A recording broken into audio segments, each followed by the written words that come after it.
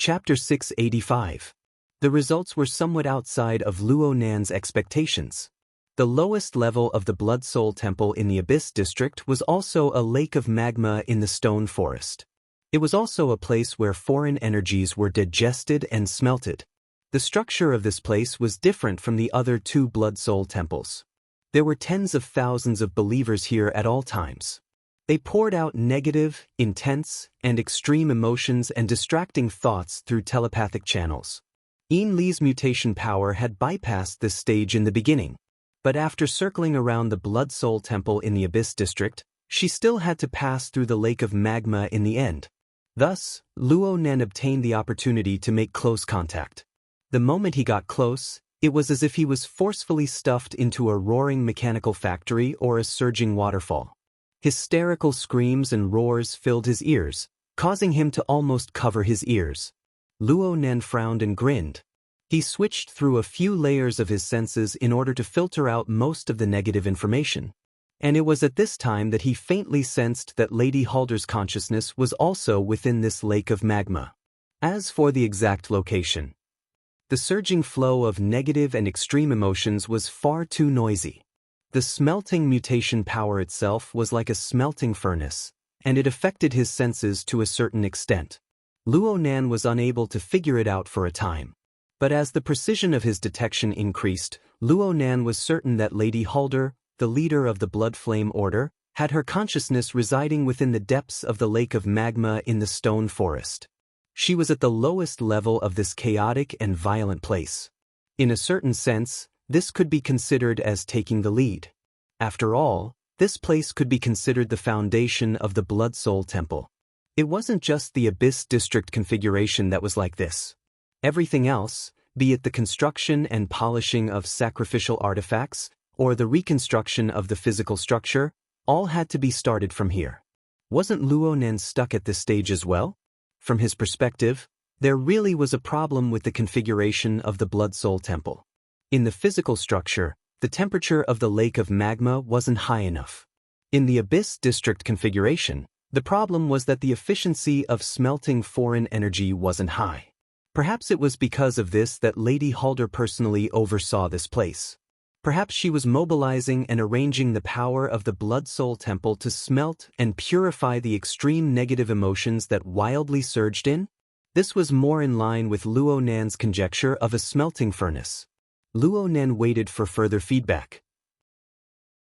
But after a period of time, he discovered that the unstoppable river of bloody light under the control of the Wraith Sign was somewhat impassable in the foundational grounds of the Blood Flame Order. It was hard to advance into the detection area. It's really different with someone around. Luo Nan soon discovered where the problem lay. The reason for this was that Madame Hard's presence had greatly increased the melting ability of the lava lake in the stone forest. To be more precise, the melting ability of the area around her had greatly increased. The strange power of the Blood Soul Temple that had seeped in had no problem moving in the other layers of the magma lake. However, once it got close to the core area, it would be affected by the interference, and even had the tendency of being smelted and mutated. If they got too close, they might be melted. If they resisted, they might be discovered. Thus, they could only draw a rough boundary and keep their distance. Luo Nan didn't interfere with the Wraith Sign's judgment. To hell with judgment. It was clearly evading by instinct. The good days of meat pies falling from the sky had passed. Now it was Luo Nan's turn to make a move. With these springboards that could reach into the Blood Soul Temple of the Abyss region, it was very convenient for Luo Nan's mental senses to permeate inside. His pure observation mode was simply born for this sort of situation. This was, without a doubt, an opportunity to observe Madame Hard up close. It was completely different from the external observation of the mental sensing network. It couldn't even be considered clairvoyance. It was a direct touch and analysis. As long as he got a bit closer, but the more he observed, the more puzzled Luo Nan became. Where are the rules and order? Luo Nan believed that he would be able to see a strict logic and an exquisite structure within the core of Madame Hard's will. Only like this could she support a furnace, smelting the external pressure layer by layer, turning it into energy that she could absorb. Then she could distribute and utilize it. However, Luonan didn't see these things. At least, he didn't see them at first glance. He only saw endless and boundless negative emotions. The area far away from Madame Hard was like this. The area near her was still like this. And Madame Hard herself was like this as well. The closer he got to where Madame Hard's will was, the more he could sense her state within the stone forest and the magma lake. She wasn't a comber, but a confronter. Her own mental and physiological plane was surging and surging, and it was clearly displayed. Desire for power? Desire for destruction? These inflated emotions and desires were like enormous roaring waves. They came and went, and they even charged back into the stone forest and magma lake. They stirred up a maelstrom of undercurrents that churned endlessly. Luonan also saw Luonan. His weight in Madame Hard's heart was quite heavy. He had the effect of the mountain of bones, the configuration of thoughts, and a series of other factors. He had fear, yearning, greed, and other emotions mixed together. There was also an indescribably enormous shadow within Madame Hard's heart. It seemed to be born from external stimuli. It was similar to Luonan Qi, but on a much larger scale. Fear, despair, and other intense negative emotions were born from this. This caused Madame Hard to intentionally or unintentionally carry out some processing, causing her emotions to become hidden and dark. It was hard for Luonan to see any results no matter how much he observed her. But in any case, the Madame Hard in the stone forest and magma lake was far too different from the powerful woman that Luonan had observed and understood earlier. In this place, she was more like a crazy woman. She screamed at the extreme emotions of thousands upon thousands of believers, competing to see who was more greedy, more fearful, and more despairing. Could it be that her external appearance was just the embers of the lava lake after she vented her emotions? That didn't make sense. Wasn't her brain lacking oxygen from all this racket? How could she have the energy to scheme? Luonan was puzzled no matter how much he thought about it. He clearly felt that something was wrong. He tried to probe deeper with his mental senses through pure observation. This wasn't easy. Madame Hard's emotions were like a complex maze. They surged and churned, twisting and changing. Wanting to capture the so-called core was an extremely difficult matter. It was very easy to be led astray. Luonan tried again and again, but he was always a bit off. He was able to comprehend a certain principle from this. The mental world of a person wasn't much different from the vast and boundless physical world of space and time. This was especially true for a person like Madame Hard. She was violent and complex, and she was deep and boundless. It was practically impossible to reach the bottom in one go. But this didn't make sense. When the Wraith sign was in control, he clearly felt that the temperature of a certain area was much higher than the surrounding area. How could it be now? Oh, he understood. Luonan slapped the railing and came to a sudden realization. He couldn't blame anyone but himself.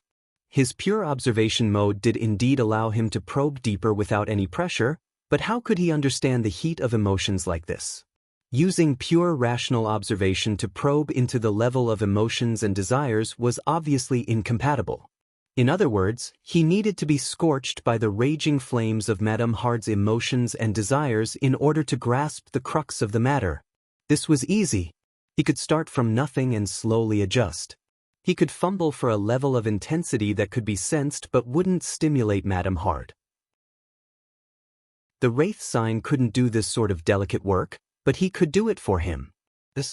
Luonan's expression suddenly changed just as he was testing things out. He subconsciously pressed his chest, but there was a rumbling roar in his ears.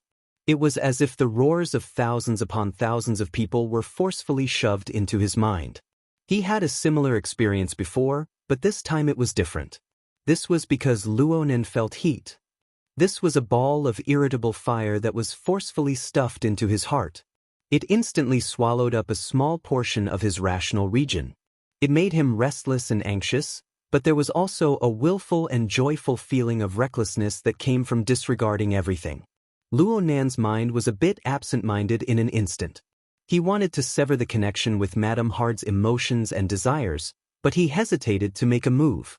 Someone called out softly by his ear at this time. "Mr. Luo?" Mr. Luo? Oh, Sister Yuan. Luo Nen suddenly woke up. He knew that he had been in a daze for far too long. He hurriedly suspended his probing and turned around.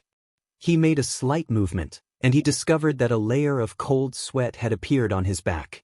It stuck to his underwear, and the cold wind from the balcony blew in. It was cold and drenched. Even low-level instincts of desire had this sort of impact? Mr. Luo, are you all right? I'm fine. Luo Nan was a bit embarrassed that his soul had flown to the heavens time and time again, and he had always been mysterious. The problem was that the matters he had paid attention to and pondered over were far too private. It was very hard to tell others, and it would cause even more trouble if he did. Fortunately, He Yuan was the most considerate. She didn't make Luonin feel even more awkward. She just took out the results of her investigation of Li Yue's matter and asked Luonan to look over it. She gave a simple explanation. Through dissection and pathological analysis, the suspicious object within Li Yue's womb really doesn't belong to the category of a normal organism or tumor. The composition it contains should be quite complex. However, when it self-destructed, it first underwent a round of special poison contamination. Then it was placed under a high-temperature and high-pressure environment. Its original chemical structure was destroyed to the point of near extinction. It's very hard to find its nature and source. That's a chemical composition that only a mutant would produce. The so-called uterine leiomyoma is nothing more than a collector. Luo Nan directly revealed the answer. There was no need for him to hide this question any longer. He didn't say it before because his emotions were surging, and he wanted to send interference waves. He let it slip for a time. A collector? According to my observations, it should be something like this. Luo Nan was about to draw a simple diagram in the work area when he saw Mrs. Halder's sketch when he refreshed the page. He was stunned for a moment, and he resisted the urge to make changes with great difficulty. He flipped the page over. The shape of the parasitic mutant was roughly drawn in the newly created blank space. There was also a simple diagram of how it carried out its collection work within Li Yue's body. He had already simplified it as much as possible, but the diagram was still extremely complex. The chaotic lights from the balcony shone over. When the angle was changed slightly, it was simply like a demon painting was being created. Luo Nan was stunned when he shone under the lights. Chapter 686. Perhaps the virtual work area came with some animation effects. Under the illumination of the lights, the sketch of the parasitic mutant blended together with the fuzzy human frame. Its collecting tentacles replaced the positions of blood vessels and nerves, but they were unwilling to stay in their positions. They stretched out of the human frame and seemed to stretch out of the work area. They danced in the void. Luo Nan looked at his own work. He looked at those greedy and restless tentacles. He felt that there was something strange in his heart. It was like these tentacles were struggling and dancing. He was not unfamiliar with such a vague and bizarre feeling. It was just like when he used himself as an experiment earlier. Yes, he seemed to have taken drugs. Luo Nan had a bit of an idea as to why such a situation would occur. At this very moment, the irritable flames from the Blood Soul Temple of the Abyss District were still relentlessly invading him. The fuel of that flame was the extreme negative emotions of tens of thousands of people. He touched that environment and was affected by it. It was a bit like he was being assimilated. Fortunately, the situation was still under control. Luo Nan's thoughts were still very clear. His communication with He Yuan wasn't affected. He pointed at the sketch and introduced the situation he knew. According to my observations, every time a third-stage mutant is added, it means that it can collect a bit more samples. It's hard to grasp how much is needed in order to satisfy it. After all, there are requirements for type and quantity. And the chemical composition produced by each infected person will overlap. Overlap. He Yuan immediately grasped the key word. Luo Nan could only blink his eyes. If he told her about his arrangements 2,000 kilometers away, then he would be a bit too careless. Fortunately, He Yuan never forced him to do anything. She turned her gaze to the chaotic dance of demons on the rooftop outside. There are 22 over here. That's 22 seeds. Yeah. It should be very easy for them to blossom and bear fruit after being stimulated. Luo Nan responded without thinking. He discovered that Hiyuan's words didn't sound like an analysis, but more like an emotional sigh. That was right. Hiyuan had never faced the 22 small shrimps at the grand banquet. She faced the tens of thousands of potential infected people that were impossible to control with normal thinking. This number was far too excessive for anyone who maintained order. Luo Nan could feel the pressure Hiyuan's heart at this moment. But then again, how did this become her responsibility? The military, the government. Oh, those people were still in the dark. Luo Nan suddenly understood. Hiyuan had concealed the information of 10,000 potential infected people.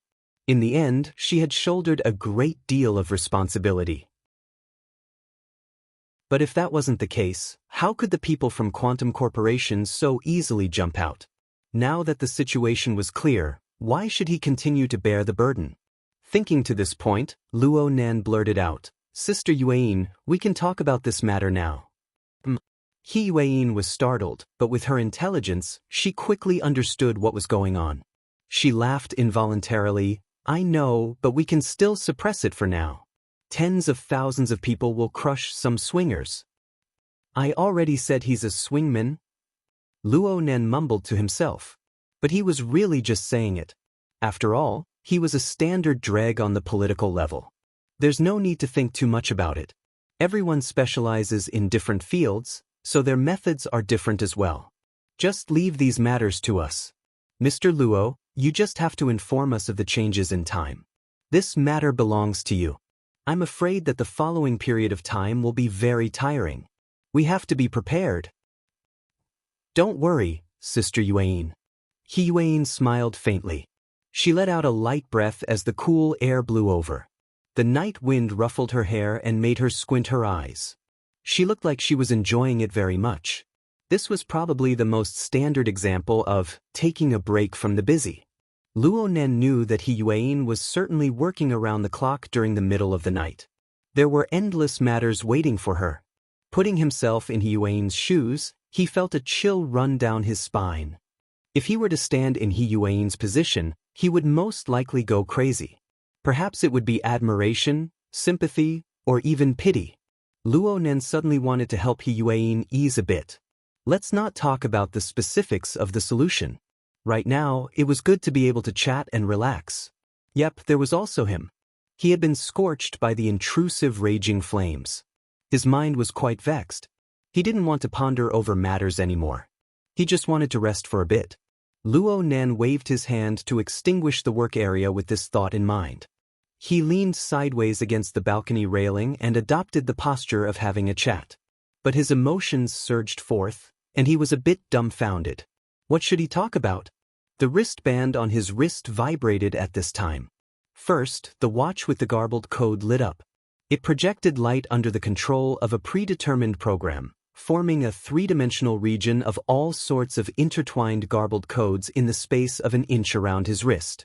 Then the garbled codes began to form an orderly puzzle. A portion of it formed a simple human silhouette, and the surrounding area was this person's name. It was a character that he had no impression of at all. The garbled codes rearranged themselves during this baffling time to form a complete leaderboard. The first person at the top was the fellow who had just been revealed by the garbled codes. Next to his name was an item called Number of Missions Completed. The number marked on it was 5. According to Luo Nan's understanding of the grand banquet, he was able to guess the reason why this brother was on the leaderboard. He had already caught 5 prey and branded them with a tattoo. Should he praise his superb skills for this kind of achievement, or should he use the phrase, quick shooter, to summarize it?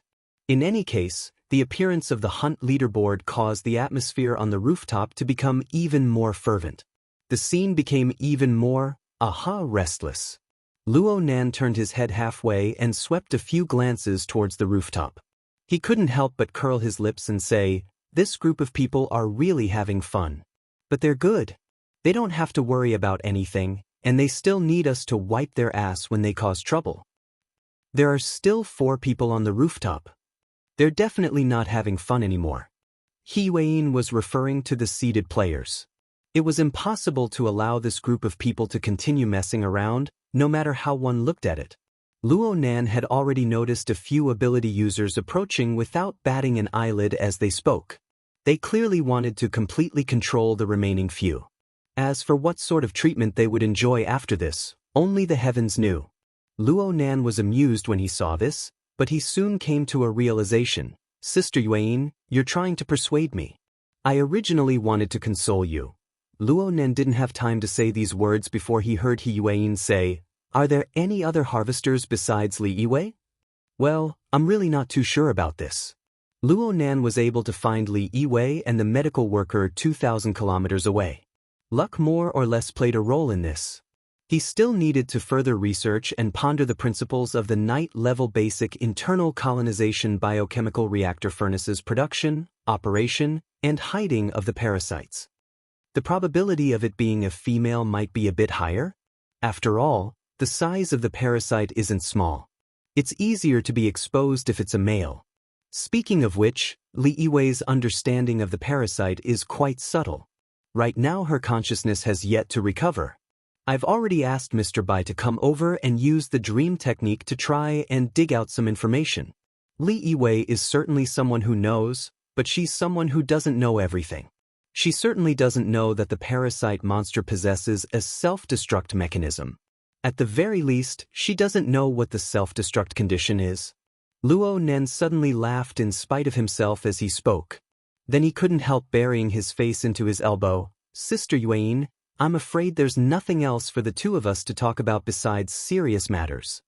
He Yueyin looked over in astonishment, then she pursed her lips into a smile. She took a step forward and used her elbow to support herself on the railing. She stood shoulder to shoulder with Luo Nan. She squinted her eyes as she welcomed the cool breeze. So you want to talk, huh? What do you want to talk about? Are you trying to coax me? In the end, it was rare for Luo Nan to see He Yueyin in such a lively manner, so he decided to forgive her. Luo Nan hadn't truly thought of a good topic up until now. His meager life experience and taste were simply incapable of supporting a pure leisure style of chatting. In stark contrast to him, the group of people on the rooftop were playing to their heart's content. These people could play, knew how to play, and dared to play. Even the old-fashioned kiss cam was full of tricks. When a strong light beam shone on a designated group of people, it was hard to say what sort of eye-piercing scene would appear. Luo Nan's eyelids twitched as he watched. He slipped out a sentence, "Let's talk. Let's talk about these people. It's like I said just now. They're really having a good time." His gaze wandered across the rooftop. Actually, he didn't need his eyes. He could sense the wanton and unrestrained emotions and desires of this group of people purely through his senses. This even included the passive participants such as the models. Under the turbid flow of alcohol and drugs, all of their thoughts and burdens were drowned out. At the very least, he couldn't see any traces of them for the time being. Is this considered being carefree and without worries? Living a befuddled life is more appropriate. That's right. Luo Nan subconsciously sighed. Mr. Luo is envious. Huh. He Yueyin turned around to look at him. I feel that Mr. Luo doesn't care about the enjoyment and treatment of these people. You only care about their relaxed and free state. Why can they live a befuddled life, while we have to face the cold wind and discuss these urgent and boring matters of life and death? Could it be that this isn't envy? No, I'm not envious. Luo Nan stared blankly for a few seconds before denying He Yueyin's judgment. He unconsciously moved his fingers.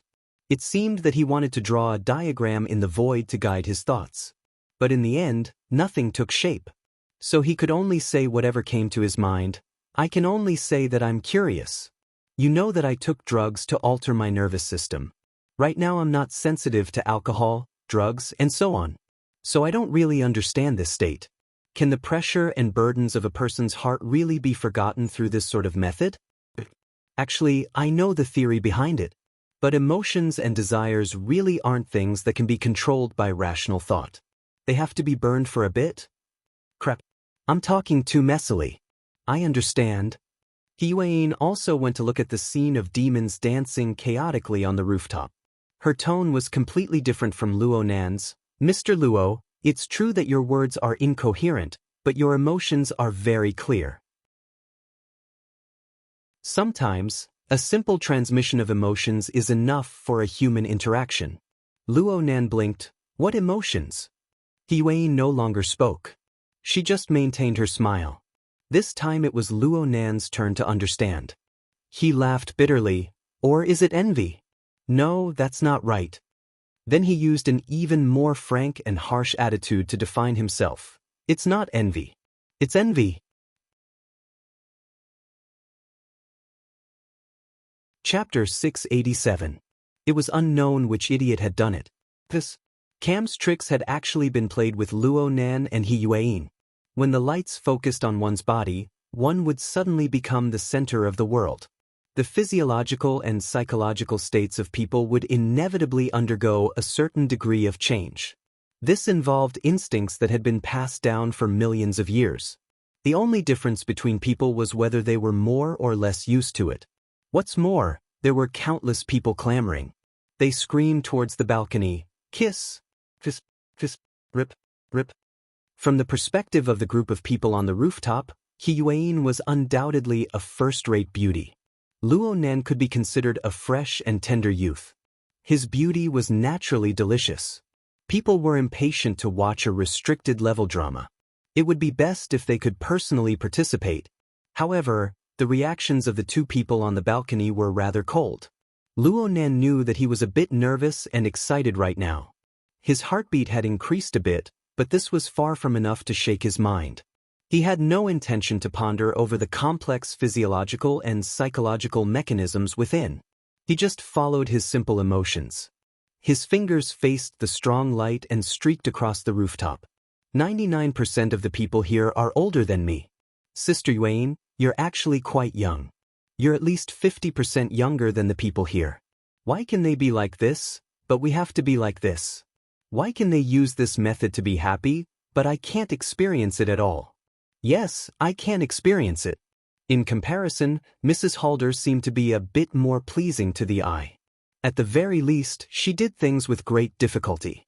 She bore pressure that was unimaginable to outsiders. Luo Nan could understand this method, but he couldn't understand the group of people below him. He tried to place himself in their shoes, but he couldn't find any pleasure. He just felt a bit of envy and jealousy towards that state. Yuan's voice didn't change at all under the strong light. On one hand, it's because we can see a level that others are unable to imagine. We can also see the danger that is clearly far away, but it seems to be coming in the blink of an eye. Actually, Mr. Luo, you can relax and even indulge at any time. It's very rare to see an ascetic monk like you in the community of ability users. Vision and enjoyment are never contradictory. If you can solve problems by saving minutes and seconds, then a crisis wouldn't be called a crisis. A crisis or something. On the other hand, perhaps it's guilt.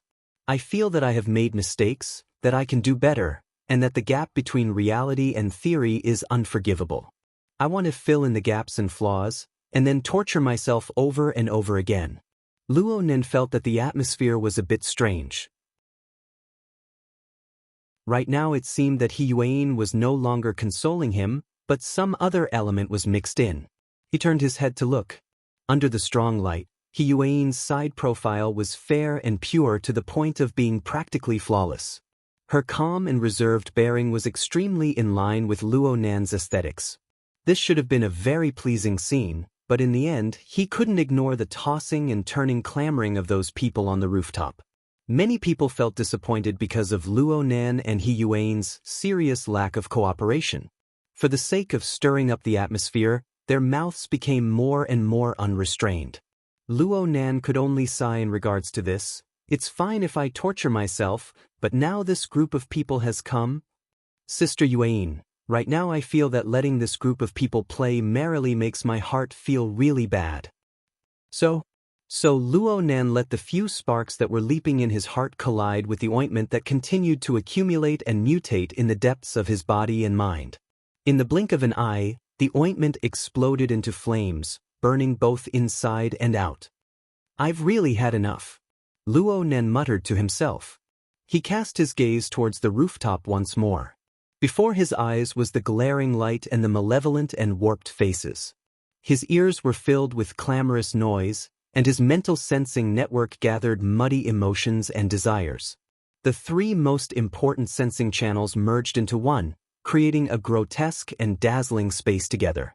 This preposterous space was trying to swallow him up, to make him dance according to the terrible rules within, to smear the terrible ointment onto his body. Dream on. So Luo Nan faced the light and faced the several hundred gazes that were focused on him. He raised his hand and crossed his arm, making a classic umbrella gesture. He didn't conceal his emotions in the slightest. It was the equivalent of a blazing torch that was thrown directly into the boiling pot of oil of desire on the rooftop. Boom. The obscenities and vulgarities piled up and expanded far too much in a short amount of time, to the point that the details were completely lost. All that was left were clamorous howls. If Luo Nan wanted to, of course he could distinguish every single detail. But what was the point? His telepathic thoughts radiated out, triggering interference waves in passing. A second later, the powerful lights operating smoothly under the lighting control system suddenly went out of control. They were like incorporeal sharp swords. They hacked and chopped randomly on the rooftop, sweeping through warped faces one after another. Occasionally, they would pass through some dirty corners, drawing even more curses from people. You're crazy, lighting engineer. Bullshit. What the hell is this? *CK. Hurry up and extinguish the lights. Okay, extinguish them. Luo Nan complied with their request, extinguishing the chaotic lights. Everything. Luo Nan snapped his fingers, and the rooftop that was surrounded by lights suddenly sank into darkness. At this time, even the wristbands and other electronic products that everyone wore could forget about lighting up. Of course, it wasn't to the extent of being completely dark and lightless. The light pollution of the city could more or less help, but the intense change in light and dark environment had already exceeded the upper limits of many people's minds. Some women were screaming, and there were vague curses mixed within. There was also the rather awkward sound of someone falling into the water. The entire rooftop was a chaotic mess, and the corresponding emotions were converging towards the same direction. People would naturally form uneasy interpretations of things they couldn't understand. Perhaps they wouldn't be able to use their brains in a rush, but the darkness would help them think, or let their imaginations run wild. Mr. Luo. Sister Yuan? Yeah, it's nothing. In the end, Yuan didn't continue speaking. Luo Nan took it as her acknowledgement. So Luo Nan leaned on the railing with his elbow. He watched everything with interest and a clear conscience. He savored the novel feeling in his heart. Luo Nan had never experienced this sort of situation before. He didn't have a clear goal. He didn't have a definite direction. Perhaps this was just a prank? Speaking of which, what was a prank again? He habitually took this opportunity to reflect a bit. If he analyzed it according to Mrs. Halder's and Ian Lee's masks, then what kind of mask was he using right now? A mask of weakness? A mask of strength? Plausible but not. A mask of rationality? Come on, where was rationality right now? Luonan felt a bit dizzy. This vaguely overlapped with his memories of his early days of secretly drinking with Mo Peng. But when he carefully examined the roots, it was a very new thing. It was like an ignorant and restless existence was born from a corner of his heart. It sprouted and collided with the chaotic reactions of the surroundings, mutually intertwining and absorbing nutrients. Gradually, it became a few basic reactions, taking shape and strengthening. Luo Nan wasn't clear on the specifics, and he didn't want to think too much about it. He felt that this was quite good. It was quite relaxing. He didn't need to think too deeply. He just needed to follow the itch. Yes, it was like scratching an itch. He just needed to find a comfortable strength and use his strength. It was also at this moment that the Wraith Sign, who was leading the invasion of the Blood Soul Temple in the Abyss District, seemed to sense the situation over here. It gave Luo Nan a sidelong glance. Luo Nan had never understood this demon. He didn't understand this fellow's reactions at all. He didn't understand where this fellow's actions came from. But right now, with this sudden sidelong glance, Luo Nan was shone upon by the demonic pupils of a different color. He suddenly understood. At least he understood a bit. This chaotic fellow seemed to be very excited. It was precisely this state that was transmitted over to Luo Nan. Luo Nan was able to grasp the information contained within. The wraith sign didn't possess intelligence, but it possessed a gluttonous instinct. It could be called aesthetic appreciation. From its perspective, the emotions and desires of living creatures were ingredients. Ingredients were divided into quality and coarse. Cooking techniques were also divided into high and low levels.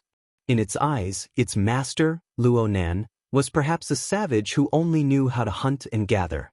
Even if he did occasionally plant crops, he did so freely. His harvests were all unprocessed. They were carelessly eaten, and they tasted terrible. Though the quality of the ingredients didn't improve, a certain someone finally had some self-awareness. So hungry, foodie, Luo Nan experienced the emotional state of the wraith sign. He felt that it was even more interesting in his mind. There was also inspiration. He clearly received inspiration. He patted the railing and decided to experiment with this new method. Luo Nan faced the darkness of the rooftop, as well as the restless emotions that frantically spread and grew within the darkness. Luo Nan let out a breath, but at the same time he made everyone on the rooftop temporarily stop breathing. Hush! Quiet down. Listen to me. Luo Nan didn't deliberately raise his voice. How could he make several hundred people listen to him? Well, it was actually quite simple. His soul strength interfered with the plane of reality and sealed everyone's nose and mouth. At the same time, his interference strength was enough to guarantee that everyone could hear his words. He was practically speaking into the ears of everyone on the rooftop. The rooftop instantly quieted down quite a bit. There were no other sounds, but there were even more intense sounds of struggle. The clanging sounds of tables and chairs being overturned lingered in the ears. And these noises quickly subsided. All that was left was Luo Nan's voice and will flowing within the darkness. Frankly speaking, you've provoked me. You've made me very unhappy.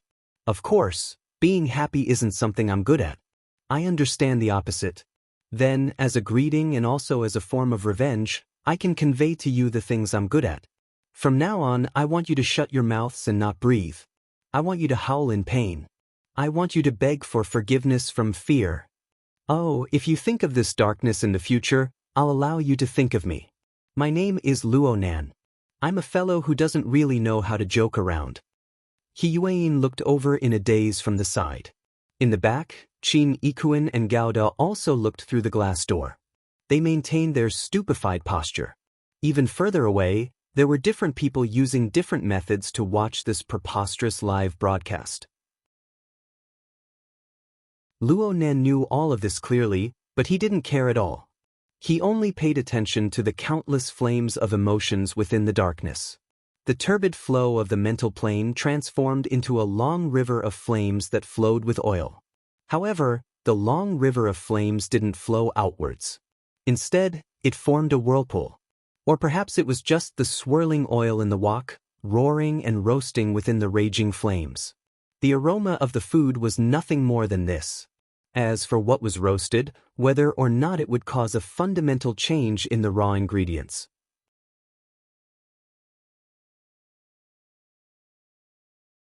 Chapter 688. In the corridor of a certain floor of Aurora Cloud City, it was already around 3 in the morning. The banquet that should have been in full swing had been forcefully interrupted, and this place appeared empty and cold. Occasionally, a few waiters could be seen, but all of them were listless, as if they were still mourning over the tips that had flown away. Even a dazzling beauty like Zhang Yingying who passed by could not raise her interest. Zhang Yingying didn't have any opinion on passers-by. She just did her job of leading the way. "Mr. Bai, this way please." "Io, don't be so polite. Seeing you like this makes my heart tremble." The middle-aged Mr. White's eyes narrowed as he smiled. He walked with his hands behind his back, looking as humorous as ever. He asked casually, "How's the situation over there?" As for Fei Jean, she's probably still unconscious. She's just a temporary vessel for her soul, so she should be easier to deal with than Li Wei. I'm talking about Luo Nan. How is he? I heard that his temperament changed drastically and he threw a tantrum? I've had enough fun, so I'm sleeping. Sigh, Mr. Bai, why don't you treat that kid while you're at it? His condition tonight is really abnormal. Mr. Bai's eyes twitched. What kind of stupid idea is this little girl coming up with? Although I'm old and unfilial, I'm still living a good life. I haven't lived long enough these days. Luo Nan and the others were in the room up ahead. Bamboo Pole was leaning against the wall outside, smoking. He saw Mr. Bai and Zhang Yingying, and he waved his hand from afar as a greeting.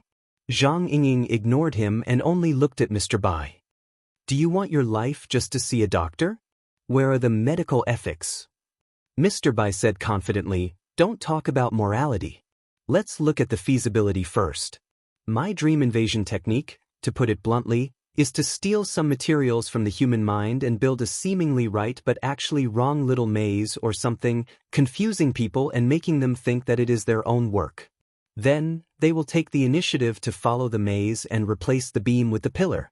The problem is, some people's materials are straw, which is light and easy to use. But others' materials are large rocks, which are hard to move and can cause a sprain on their back. If they are not careful, they might even lose their lives. Tell me, Luo Nan, Boss Luo, and Professor Luo, are they using thatch or boulders? What kind of nonsense is this? That's right, that's the principle. While they were arguing, Bamboo Pole had already put out his cigarette with a smile. He pushed open the door for them and gestured for them to enter. Zhang Yingying took the lead. She had already taken a few steps into the room when she realized that something was wrong. She turned around and saw Mr. Bai standing outside the door. He was looking left and right, his face full of expressions. Hey, what's wrong now? Mr. White coughed twice. Let's negotiate. We can examine the carrier, but can we move it out first? Inside the room, the two bodyguards, Qin Ikuin and Gouda, stood in a corner. Huiyin was operating the virtual work area, giving orders to everyone. Hearing the noise, they all raised their heads. At that moment, Mr. Bai's face turned serious. He poked his head into the room again, and his wrinkles appeared on his old face. It's like this. Don't you feel bored? Really? Zhang Yingying blinked. Huiyin subconsciously shifted her gaze. Luo Nan's body was curled up on the sofa across from her. He was sleeping soundly, facing the backrest. He was completely unresponsive to the sounds of the outside world. At this time, Mr. Bai waved at her. Come out and talk. And you guys. He called out the few people in the room who were awake. At the same time, he called out to the Psychic Wave Network maintenance team of Shangding Building. Help me pull up the interference field diagram of the area.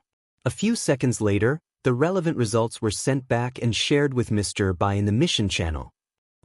Right now the room has been turned into a pot of porridge by someone's soul strength. You guys don't even notice a thing?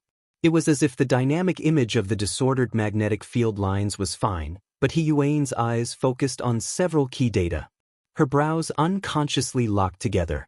Bamboo Pole clapped his hands and said in hindsight, no wonder my smoking addiction flared up.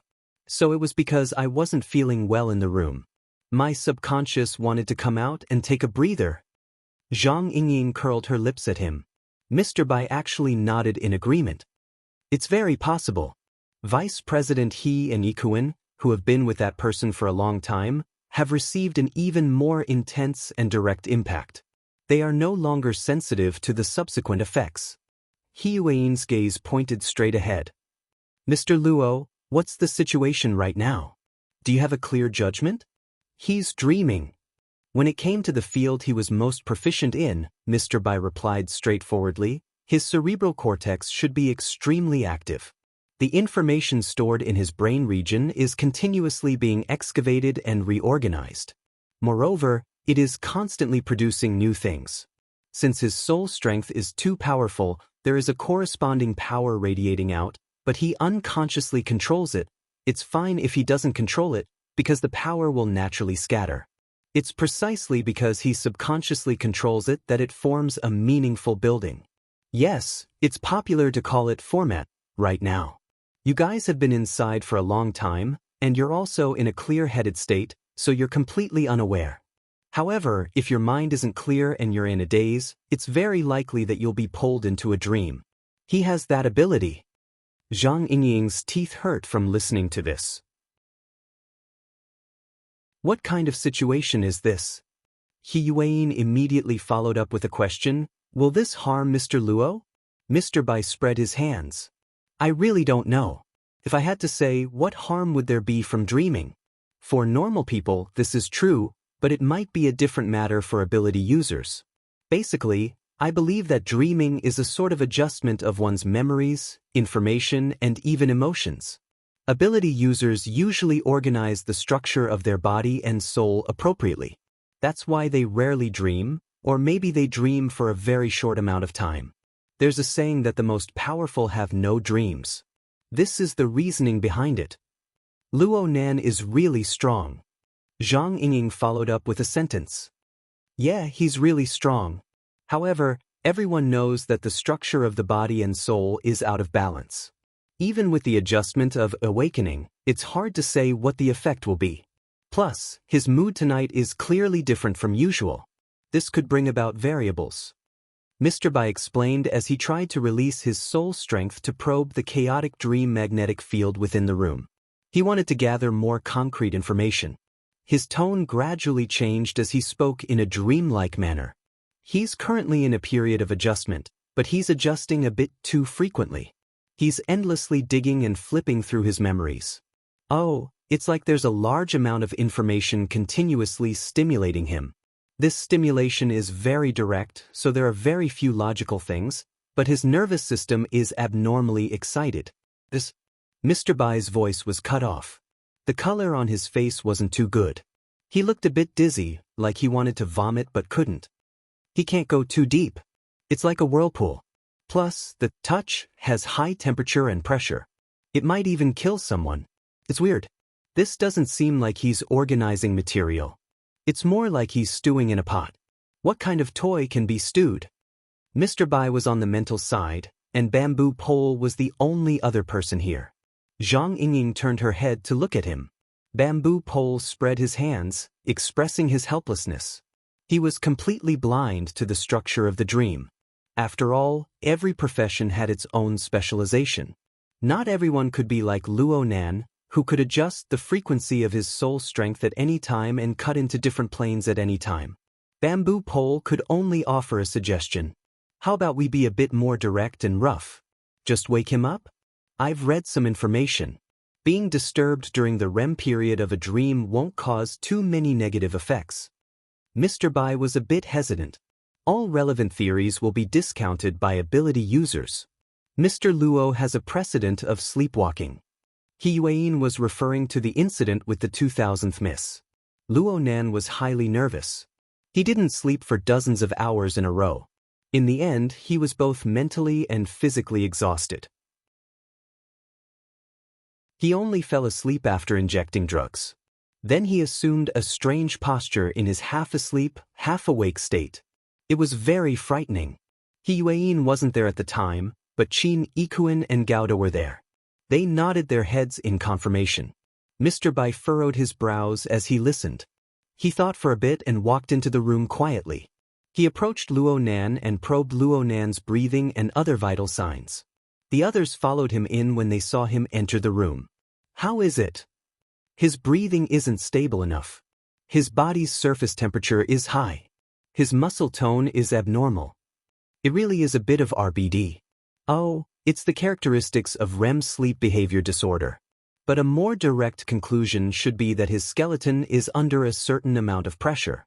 After all, the soul strength in the dream isn't easy to control. Mr. Luo himself doesn't seem to have completely resolved the problem of balance between his body and soul structure. We can't rule out the possibility of losing control and pressurization. Then we need to wake him up as soon as possible? The problem right now is that with his perceptual abilities and his current interference with the surrounding area, he actually hasn't sensed us at all when we surround him and talk. Mr. Bai shook his head with a bitter smile. He could only use the cautiousness of a doctor to make a suggestion. We need to wake him up. But we need to consider the possibility of losing control of his soul strength when the dream collapses. I can try to guide him, but from the current situation, his body's reaction is quite intense.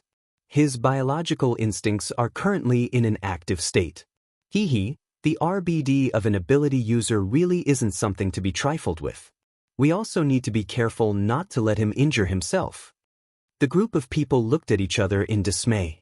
They didn't understand much of Mr. Bai's words, but they all understood the meaning of "I'm not sure." At this time, everyone had already completely forgotten about Fei Jin, who was in the bedroom. Who would have thought that the main character wouldn't even get a turn during a routine inspection? Instead, an even more important character would have a problem. Yuan pondered for a long time before finally speaking. Mr. Bai, the problem right now is largely due to the imbalance between the body and soul structure, right? To be precise, it's the control method that maintains the balance between the body and soul structure. There's a possibility of losing control in the dream. What we need to do right now is to eliminate this possibility. Okay, I'll make a call. Yuan spoke and then walked to the side. She was in the corner of the room, talking to the person on the other end.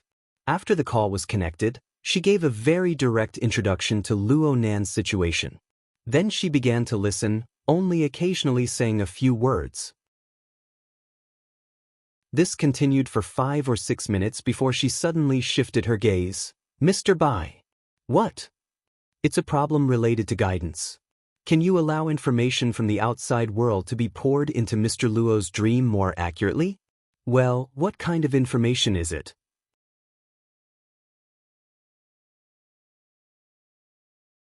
Chapter 689. This was Mr. Bai's job. No matter how special the situation was or how difficult it was, he wouldn't shirk from it. Yuan immediately shared the call with Mr. Bai, allowing the other side to communicate directly with Mr. Bai. This was to avoid any miscommunication. Mr. Bai listened very seriously. At the same time, he made a judgment to see if the plan on the other side would really work. As a doctor, he would speak without hesitation if he had any doubts. He would then consider the matter further. However, things went surprisingly smoothly. The man on the other side had a hoarse and deep voice that sounded intermittent, as if he was seriously ill. But the plan he spoke of was rooted in the foundation of an already confirmed domain. The logic was tight, and the veins were connected. What was even rarer was that he had a very deep understanding of Luo Nan's body and soul. He spoke of some details, and Mr. Bai, who was present, immediately made comparisons. He had a sudden realization.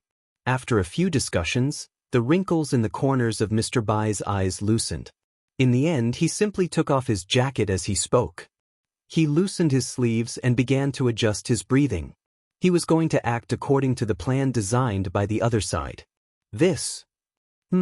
How should I address you? Xiao? Oh, I know. So it's Gym Master Xiao. Mr. Bai secretly praised, a great teacher produces a great student. It was no wonder that Luo Nan had said a few good words for him, the martial arts teacher, during his public lecture. Luo Nan was indeed worthy of it. The pleasantries stopped at a certain point. Everyone knew what was important and what was urgent. Mr. Bai immediately gestured to Yuan to let go of the bracelet she wore for the time being. Yuan didn't say much. She did as she was told.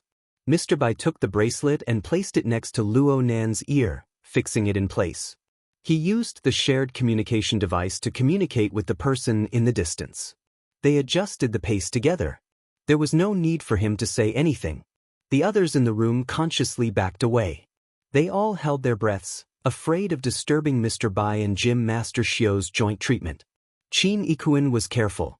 She pulled God, and the two of them guarded the door. Qin Ikuin deliberately went to the bedroom to watch the unconscious Fei Jin and put an end to any possible mishaps. Mr. Bai slowly exhaled. The sound seemed to echo in the silent room. After adjusting his breathing, he softly said, "Hall Master Xiao, let's begin." The change did not happen immediately. It was only when Mr. White's voice faded away and the air became still again that a slight vibration appeared. It had a weak effect on the air. Everyone present was an ability user. Their senses were sharp, and they could all hear a wave of low and deep sound coming from the earring. From the sound of it, there seemed to be ups and downs, a rhythm and a turning point. It felt like there was a clear meaning to it. However, if one tried to identify it carefully, they would not be able to understand the details at all. It was like the chanting of Buddhist scriptures in the temple, which had been reconstructed and recombined in its unique rhythm. Zhang Yingying's eyelids twitched. For some reason, she had some impression of this sound wave, but she couldn't find the source. No matter what, this was not a good time to ask questions. She could only endure and suppress the anxiety of not being able to help at all. She stared at how Mr. Bai was going to deal with this. Mr. Bai's eyes slightly widened. They seemed to be closed yet not closed. His body swayed. He was like an old man in the middle of the night who could fall asleep at any time. And this was the sign of the activation of the dream entrance technique, which he relied on to become famous. His entire body was in a nearly relaxed state, and his soul strength permeated into the surrounding dreamland magnetic field, using it as a medium for the sound wave to vibrate and transmit. What he needed to do next was to ensure that this sound wave maintained its original nature as much as possible during the process of transmission and reception. He wanted to preserve the original message. And because of this, Mr. Bai was able to understand the basic message transmitted by this sound wave from Xiao Shenyu earlier. It was a set of sentences. My heart is like a prison, my heart is like a furnace. My heart is like a mirror, my heart is like a country. It was as if Luo Nan was wandering through a long and chaotic gallery. Front, back, left, right, and even above his head and below his feet were piled up with paintings of thick ink and heavy colors. Even if they were paintings, Luo Nan wouldn't be able to find a clear concept to correspond with. The color structure of these paintings clearly destroyed ordinary aesthetic perception. Some were abstract, some were filled with metaphors, and some were the direct expression of emotions. Luo Nan could only understand them this way. In fact, he didn't understand anything at all. He only saw the chaotic structure and colors piled up layer by layer, filling his field of vision. He couldn't sort out a basic logic, but he was also unable to reject the corresponding perception. He could only allow the lowest level of intuition to passively accept all of this. He didn't care whether or not it would cause a misunderstanding. He just wanted to swallow it whole.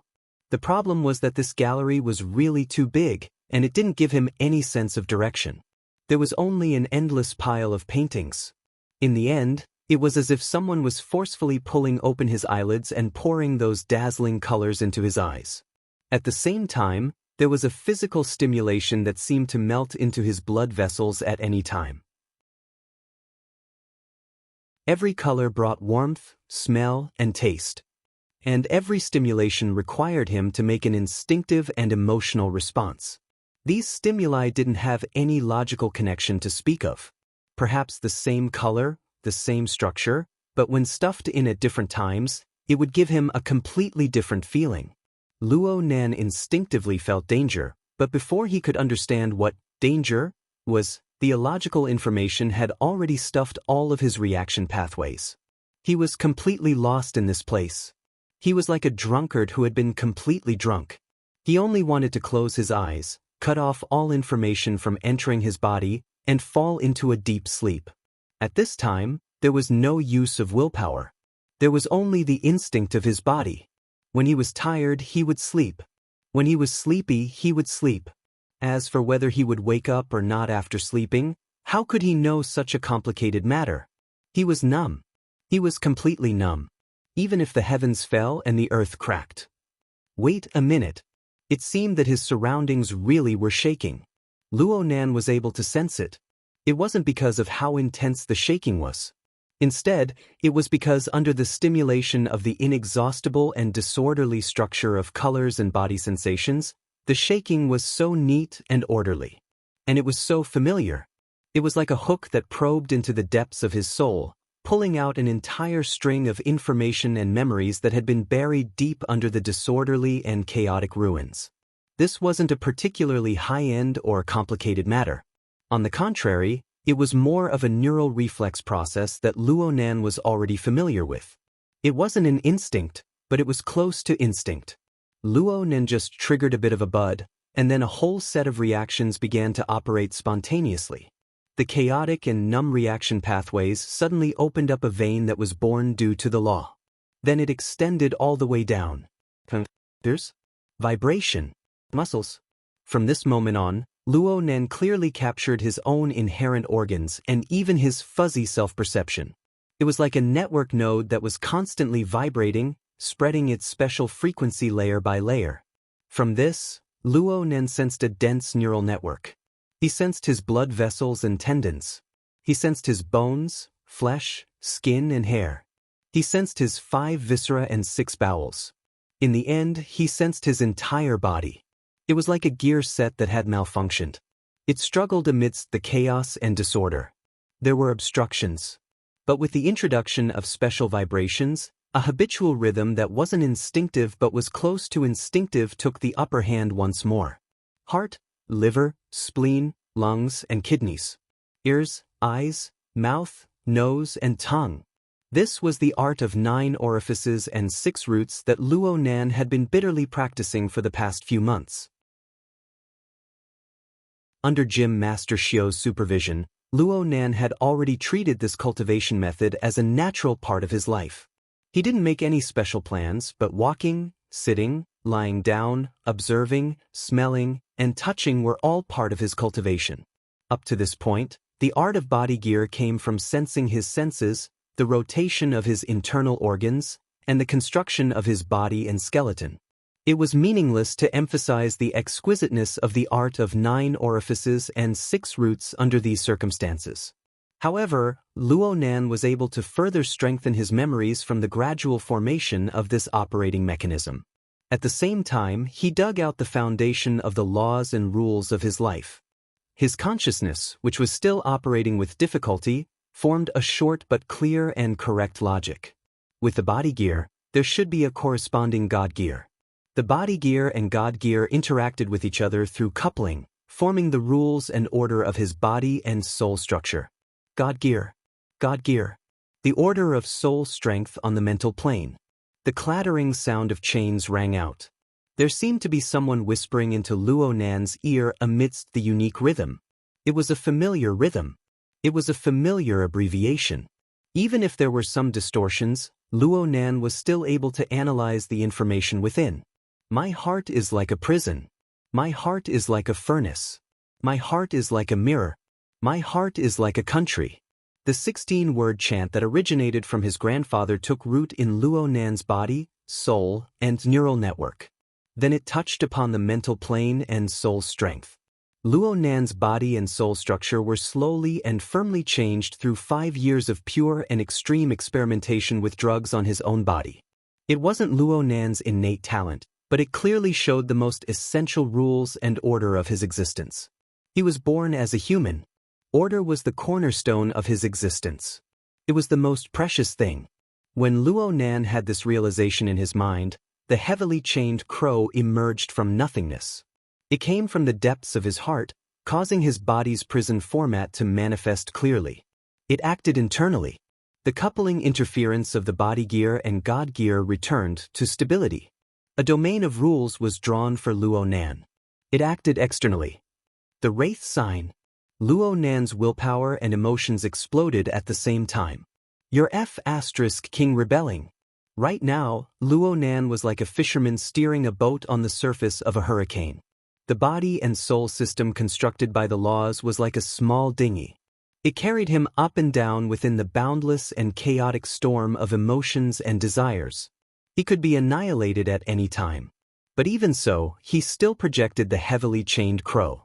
He used the other end to firmly lock that malevolent and incorporeal wraith. He had to get to the bottom of this no matter what. What is this fellow doing in the end? The wraith sign appeared within the boundless elements of chaos. Unexpectedly, the wraith only curled up under the binding of the heavily chained crow.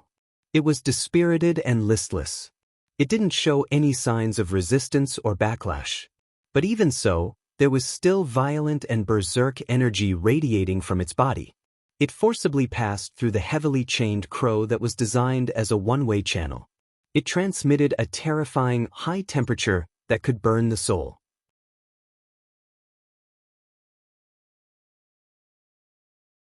Chapter 690.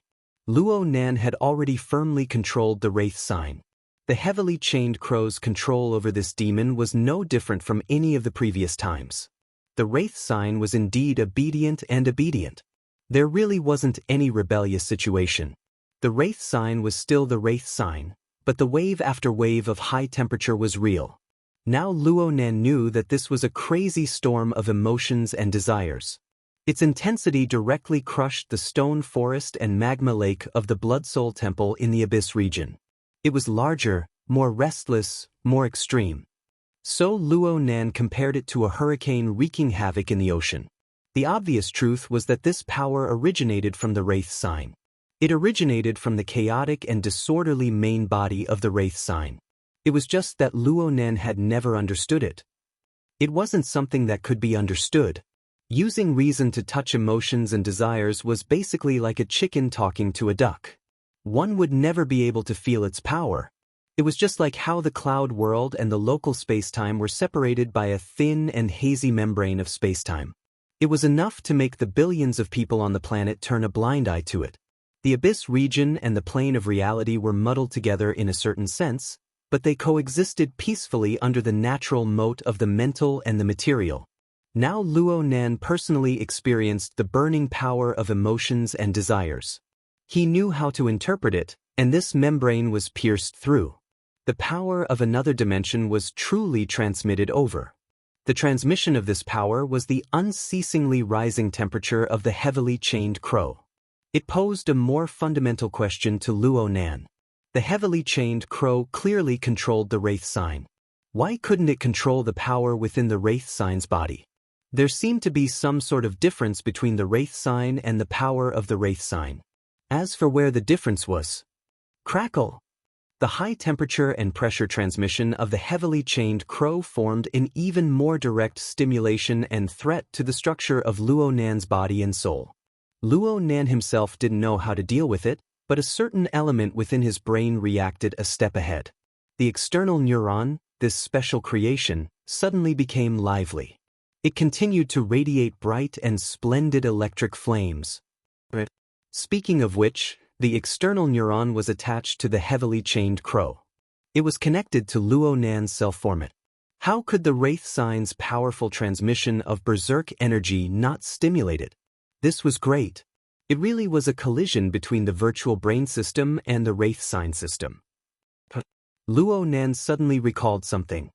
His mind temporarily moved away from the Wraith sign and entered the virtual brain interface. As expected, the changes in the outside world were timely reflected in this magical visual interface, and the extent of the changes was beyond imagination. At the center of the virtual brain interface, inside the outline of the virtual brain that looked like a cluster of galaxies, billions of stars were gathered. However, they were flashing at different frequencies. Their positions were even shifting, showing unprecedented turbulence, as if they were experiencing an unexpected interstellar storm. The mysterious structure of the character that was hidden inside, on the other hand, still maintained the same sense of order and hierarchy. Even if some of the stars and sectors were displaced, the structure would still be slightly adjusted as a whole, and the stability of the structure would always be maintained. It was very marvelous. After looking for a long time, Luo Nan vaguely jumped out from the structure of the mysterious I character. He let the structure of this activity revert to the comical dancing posture of his grandfather and father's photo. That's right. It really was like a god formed from millions and millions of stars was dancing amidst the violent interstellar storm. It also displayed a wonderful balance and coordination within the motion. Luo Nan's mind inexplicably became much clearer when he saw this scene. He was able to observe many more details. He noticed that there were 8 groups of rune structures surrounding the core image of the dancing god. They were the shoulders, the palms, the chest, the back, the top of the head, the soles of the feet, and so on. They were originally rather indistinct, But under the blowing of the interstellar storm, it was as if a layer of sand and dirt had been shaken off during the dancing posture. The fineness of the structure actually increased clearly, and more information flowed and transmitted wherever the eye could see. It might be said that Luo Nan understood something in an instant. It was just a subtle feeling. But it was precisely by following this feeling that his observation perspective completed a complete transformation without him realizing it. Luo Nan's field of view was pulled closer in his absent-minded state, probably because he was overly focused on the surrounding rune structure. Luo Nan's direction also changed. He was originally looking from the outside to the inside, but now he was looking from the inside to the outside. That's right. The current Luo Nan suddenly merged with the dancing god within the virtual brain galaxy. He turned his body within the intense interstellar storm, changing his angle of view, and cast his gaze towards the 8 floating and circulating rune structures around him. He experienced the details that he had previously overlooked.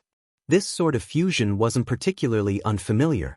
Luo Nan's large coordinate system was constructed in a similar manner. But the corresponding dynamic changes, as well as the penetrating intuition that was closely related to the fineness of the surrounding 8 runes, gave him a wonderful confidence that he could understand many things. It was under the catalysis of this confidence that Luo Nan's gaze cast even further away. It cast itself towards the wraith shadow that was suddenly restless under the constraints of the virtual brain system. The wraith sign was still reflected within the virtual brain's interface right now, but it was no longer in the grayish hue of before. It was as if the wraith sign had come to life within this interface. Its 8 claws moved, and it wandered within the dark void. Bewildering and nearly muddy light flowed up and down its entire body, so much so that it concealed its signature 6 extraordinary pupils. Luo Nan stared at the wraith sign. He stared at the dazzling radiance, but what inexplicably projected into his mind was a shadow. That's right, a shadow. If one only lowered their head to look, they would only be able to see the grayish silhouette of this nothingness. No matter how much one studied it, it would be the same. But if one were to shift their thoughts and shift their gaze, one would be able to see the standing tree that the shadow was clinging to. If one walked further up, one would be able to trace the source of the radiant radiance, and one would be able to see an incomparably enormous fireball. Luo Nan's thoughts came to a standstill for a moment before he was able to continue his understanding.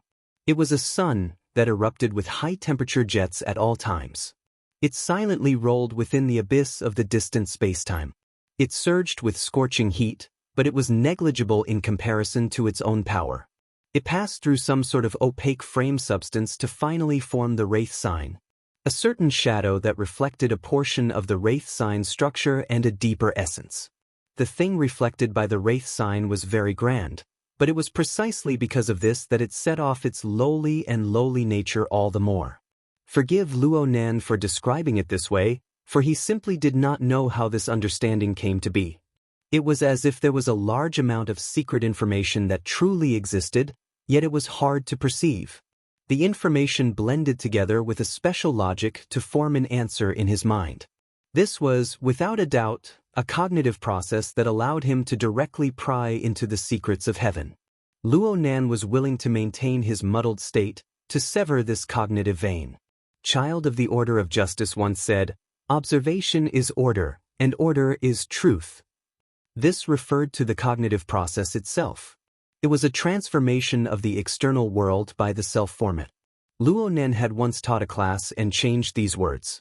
He used them to describe the prison theory on the mental plane. The scale was a bit larger. Contact was invasion. This description was certainly very refreshing when used on the strong. But the problem was that all effects were two-way. If Luo Nan did not know all of this, he would have remained in a state of ignorance towards the essence of the wraith sign and the source of its energy. He would not have experienced the storm of emotions and desires. He would have been an insulator. All he needed to do was fiddle with the low-end little shadow that was the wraith sign every day. But now, due to various lucky coincidences and the upgrade of some cognitive abilities that he did not understand at all, he was actually able to see through the phenomenon to see the essence. He was able to open up an entire meridian. At the same time, he also understood how to connect with the power of emotions and desires. As a result, all the obstacles in this path were completely shattered. The terrifying storm that came from the distant abyss of space-time descended with a rumble. It was as if a red-hot iron needle had been inserted into Luo Nan's brain at this moment. The needle was none other than the external neuron that could bear a sudden increase in pressure. Fortunately, this marvelous creation roamed between the mental plane and the material plane. It possessed its own set of operating mechanisms. When the pressure it bore exceeded a certain threshold, its existence on the material plane would instantly approach zero, avoiding direct damage to Luo Nan's brain tissue. But the pressure Luo Nan endured did not decrease at all. The virtual brain interface faithfully projected the terrifying power from the distant abyss of spacetime. The millions and millions of stars in the central region were instantly engulfed by the powerful stream of rays that was like a supernova explosion. There was a moment when Luo Nan practically believed that his fleshly body and soul were about to vaporize in an instant. A ruptured blankness appeared in his thoughts. It seemed that this blankness would extend forever. But Luo Nan inexplicably passed through this rupture zone a few seconds later. He woke up from his muddle-headed state, and he discovered to his surprise that his consciousness still had room to move about. He still had leeway to operate and control. Though the millions and millions of stars on the central planet endlessly swayed and flickered, shifting and deforming, the mystical I character that served as the main structure still maintained a relatively stable dynamic equilibrium. At the same time, the rattling and trembling sounds were like millions of wind chimes. They rapidly vibrated within the storm, yet they maintained a sweet-sounding timbre from beginning to end, revealing their extraordinarily stable structure. The vibrating sound actually came from the heavily chained crow. It pierced through the void where the energy storm wreaked havoc. It also pierced through the millions and millions of stars, becoming the skeleton, meridians, blood vessels, and nerves of the dancing god. The chain shuttled back and forth, interweaving densely. Though it trembled within the high-temperature and high-pressure storm, it did not deform. It was both a binding cage and an indestructible fortress. In addition, it guarded the surprisingly stable valve at the end of the passageway. Yes, if the terrifying storm from the distant abyss of spacetime was truly allowed to descend, then even if there were 100, 1,000, or even 10,000 Luo Nans, they would all be turned to dust in an instant. But without a doubt, the heavily chained crow belonged to the unidirectional channel design. It was constructed from the firm and pure laws, forming a true insulator. It was like a large sluice, firmly blocking the majority of the terrifying storm's impact. It also protected Luo Nan's core consciousness and fundamental format. Hold on. Since there was such a large sluice, why was there still such a powerful storm leaking out? Luo Nan could only search for the reason from his own body. He didn't have any flaws when it came to the construction of his rational format. But in another domain, on the level of emotions and desires that he had just experienced, he was completely defenseless. Yes, this was the primer. It was also the gap in the crack. What the heck was this? Luo Nan didn't know whether or not he should seriously criticize himself. But right now, there was a more acute and direct problem. This terrifying storm that came from the distant abyss of spacetime was endlessly penetrating through the gap and crack in his passageway. It was expanding to an even wider area. If the storm directly reached the plane of reality, how many people in the world would be like him, protected by the insulating fortress valve? Luo Nan shuddered when he considered this situation. He struggled, wanting to do something, but soon he discovered a phenomenon. This terrifying storm didn't seem to directly reach the plane of reality. Instead, it spread out from an unexpected region.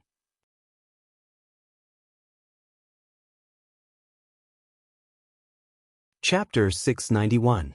Mr. Bai compared the interference value of the psychic wave network and repeatedly sized up Luo Nan's state.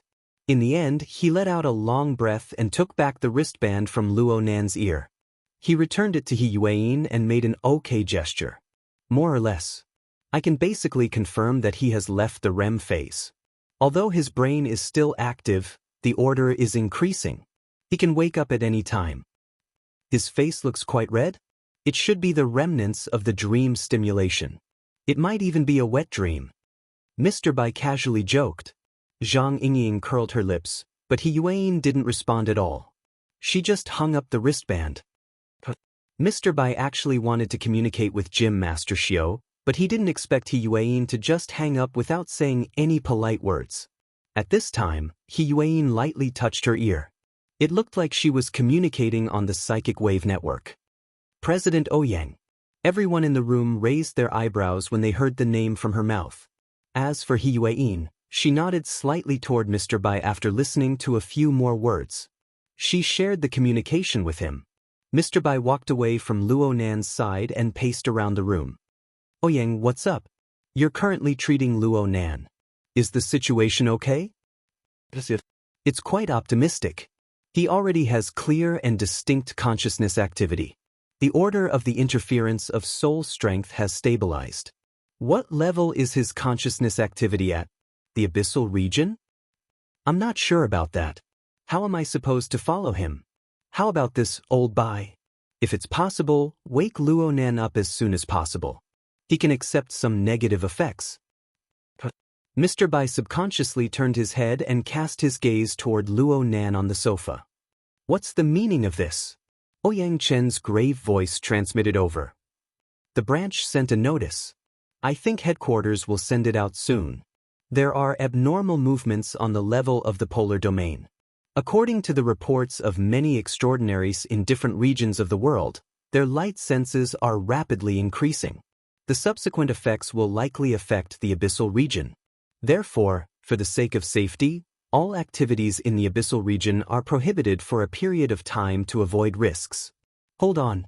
What's the meaning of this? Mr. Bai was a veteran ability user, but he was still confused when he heard this. We'll talk about the specifics later. Take care of Luo Nan for now. Wake him up no matter what. Prevent his consciousness from lingering in the abyssal region. We have a meeting at Shangding at 5 in the morning. Remember to attend. While Mr. Bai was still in the process of understanding, He Yuan and Ouyang Chen were already discussing specific matters. The scope of the notice needs to be expanded. In the past, it was enough to go down to the architect level, but now the situation is more complicated. Without a doubt, this referred to the fortress that Luo Nan had created. Ever since it floated in the abyss region, there would be at least a few hundred people and at most 1,000 sightseeing groups every day. This was not just for show. Ouyang Chen sighed.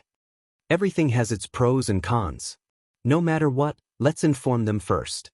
He Yuan confirmed a few more key points and issued the relevant notices before ending the call. In the blink of an eye, everyone was a little distracted. Judging from their expressions and actions, they should have received the notice from the branch. What the hell is this notice? The polar region is glowing, so activities in the abyss region are prohibited? Zhang Yingying was confused. In fact, for someone like her who had yet to reach B rank and was not a psychic, it was indeed a little difficult for her to understand the logic behind it. Zhang Yingying was fine. At the very least, she was experienced and knowledgeable. She knew the severity of the matter. She said it, but she would certainly pay attention to it in her heart. But for the other people of the Xia City branch, especially those who were unruly, rebellious, and curious fellows, the results of this notice might not be ideal. Of course, if they could control the forward operating base, the fortress, and block off the exit, things would be much easier. He Yuan pondered in her heart. Her gaze subconsciously turned to the sofa, but it just so happened that she collided with a pair of pupils that seemed to carry bloodshot cracks. Mr. Luo. Xia City was bound to be extremely busy tonight. From small events like the New Year's Eve to large events like the aberration infection, and now a brand new polar domain light event had appeared. The event itself was bound to be sensed or understood by the vast majority of people.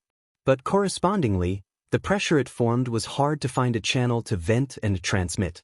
Even Ouyang Chen felt mentally and physically exhausted after being immersed in it for a long time. The notice was sent quickly, but it was a very tiring matter to receive definite feedback from ability users who were used to being lazy and free. Especially after the appearance of the Abyss Region Fortress, The special circumstances that Xia City faced increased the difficulty. He only had the opportunity to catch his breath when it was almost 4:30. There was still half an hour before the briefing. He stole a bit of leisure time and walked in front of the French window. The view from the floor of the Xia City branch was quite bad, but tonight was quite a coincidence. When Ouyang Chen's gaze passed through the shadows of the surrounding buildings, he just so happened to see the crescent moon hanging in the eastern half of the sky. Tonight's moon seemed to be dyed with a layer of blood. It was as if the blood had seeped down from the polar domain. Not only did it smear the moon, it smeared everyone's eyes. How dazzling! An electric wheelchair came over from the corridor, accompanied by a sigh. Old Yu sat on it with a blanket draped over his knees. There was still a bit of smoke on the blanket that had yet to dissipate. His originally loose eyelids drooped down as if he could fall asleep at any moment. Old Yu, did you take the opportunity to burn a turtle shell and take a look? Nope. I just smoked a cigarette and experienced the feeling of the past. Old Yu patted the blanket and swept away the non-existent ash. He chuckled, what a pity. It doesn't feel right no matter how I try it. It's not a problem with the smoke. The color of the light and the feeling are quite different from the past. The two of them had already exchanged relevant information. Ouyang Chen didn't plan on tormenting himself again. He laughed and said, Old Yu, it's nearly impossible to find someone like you who has personally experienced the light of the polar domain twice. Don't say that. Gong Chi made quite a bit of a joke back in the day. Of course, I wasn't much better than him. Now that his soul has left his body and he's gone missing, but who knows where he's pondering this matter in some corner. You're pondering it too. I admit to these words. I didn't understand it back in the day. When you extraordinaries came out, I thought I could put it in your category. But now that this has happened, I can't compare. I can't compare at all. Old Yu gazed at the crescent moon and sighed with sorrow. He asked in the end, what does the martial monarch think? I just contacted her. She's driving for a drive and she's going to see an old friend on the way. She won't be participating in the briefing. Old Yu didn't find it strange. He just sighed again. She's so calm and collected. I can't even be envious of her. What about Deep Blue? Did the Apocalypse Laboratory say anything? Over there, in the end, the moonlight of Xia City couldn't shine on the other side of the ocean. While Ouyang Chen and Old Yu were talking about Deep Blue and the Apocalypse Laboratory, an emergency video conference was being held in the Deep Blue world. The topic of discussion was none other than the light of the polar domain. However, compared to Ouyang Chen and Old Yu, the information they received was more comprehensive and more mysterious. Xiong Gumao confirmed at Ceres base that he felt the polar domain's luminosity rapidly increase. I've already consulted Europa's preliminary base. Commander Joseph confirmed that he felt the light of the polar domain phenomenon. 800 million kilometers. Wang Yu rubbed her cheeks and tried to change her expression. Oh, there's also the Deep Blue world. Thank you to the 4 extraordinaires who attended the conference at the last minute. The information provided by everyone has allowed us to confirm that the so-called light of the polar domain really does have the property of being unfathomable. The 4 extraordinaires who were located in different regions of the Deep Blue world and engaged in exploratory activities projected their images into the conference center. They were either smiling or indifferent, but all of them maintained a strong curiosity towards the series of information. Wang Yu maintained a proper posture and tone. The biggest news in the world this year has been released. However, forgive me for being a commoner. I really have no way of personally experiencing what the light of the polar domain phenomenon is like. I can only seek help from literature. There's only one relevant document that records a similar situation that occurred more than 40 years ago at the beginning of the era of distortion. I've already sent the relevant information to everyone. Everyone can compare it and give your opinion. The 4 extraordinaires who attended the conference were all rather interested in this information. They immediately flipped through it. However, this action didn't last for more than 2 seconds. They practically froze at the same time. Wang Yu's senses were very sharp. He noticed this detail. What's wrong? Someone answered him, it's dark over at the polar domain. The luminosity has weakened? No, it seems like something is covering it. What the hell? Even the person who spoke could not stand this absurd feeling. He wished he could deny it on the spot. Wang Yu, on the other hand, was more rational. His gaze swept across the extraordinaires in succession. Some paid attention to him, some ignored him, but the answers he obtained were more or less the same. In the end, Wang Yu turned to the region of Deep Blue's investors and controllers and locked onto his target. His gaze came into contact with a very young and trendy person. His hair seemed to be dyed a color similar to steel blue, and his skin was so white that it glowed. This combined to form a very strange overall hue, giving his relatively ordinary facial contours a peculiar charm. Professor Li Wei, what's your opinion? I won't express my opinion on matters that I can't accurately understand. Guessing makes one superficial, and describing reveals one's incompetence. Rather than exposing one's shortcomings, it's better to observe. His harsh words attracted the unfriendly gazes of several extraordinaires, but surprisingly, no one flipped the table in anger. As the convener and host of the conference, Wang Yu maintained a good attitude. He calmly smiled and said, "People always have to choose the right from the wrong. Forgive me for saying a few laymen, but light always has a source. Where is the source of the light of the polar domain phenomenon? Can you locate it? The cover, just now, was the light source blocked?"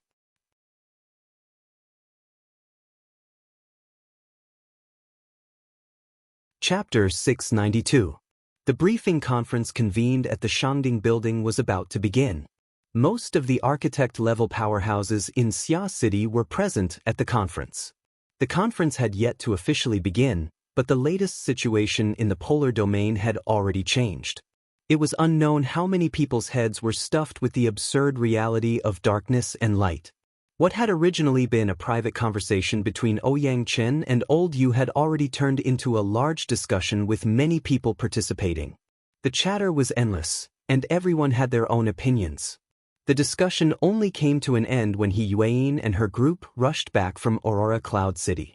Gao Meng was the first to cry out when he saw He Yueyin and the others push open the door and enter. "Hey, where's Boss Luo?" Gao Meng had been happily cooperating with Luo Nan for many days now. In his mind, Luo Nan was a super genius that appeared once in 100 years. Therefore, he wanted to know Luo Nan's opinion on this matter. But He Yueyin and Bamboo Pole were the only ones who came. The most important thing was that Luo Nan was nowhere to be seen. Mr. Bai was also nowhere to be seen.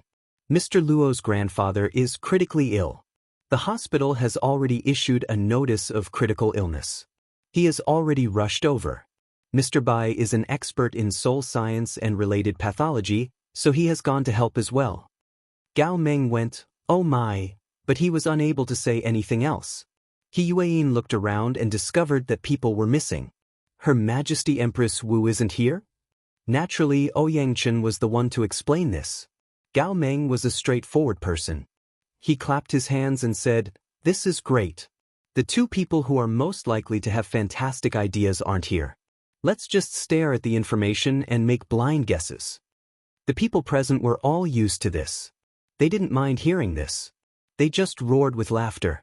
There were currently a total of 10 people in the conference room, and there were a total of 15 people who were above the architect rank in Xia City.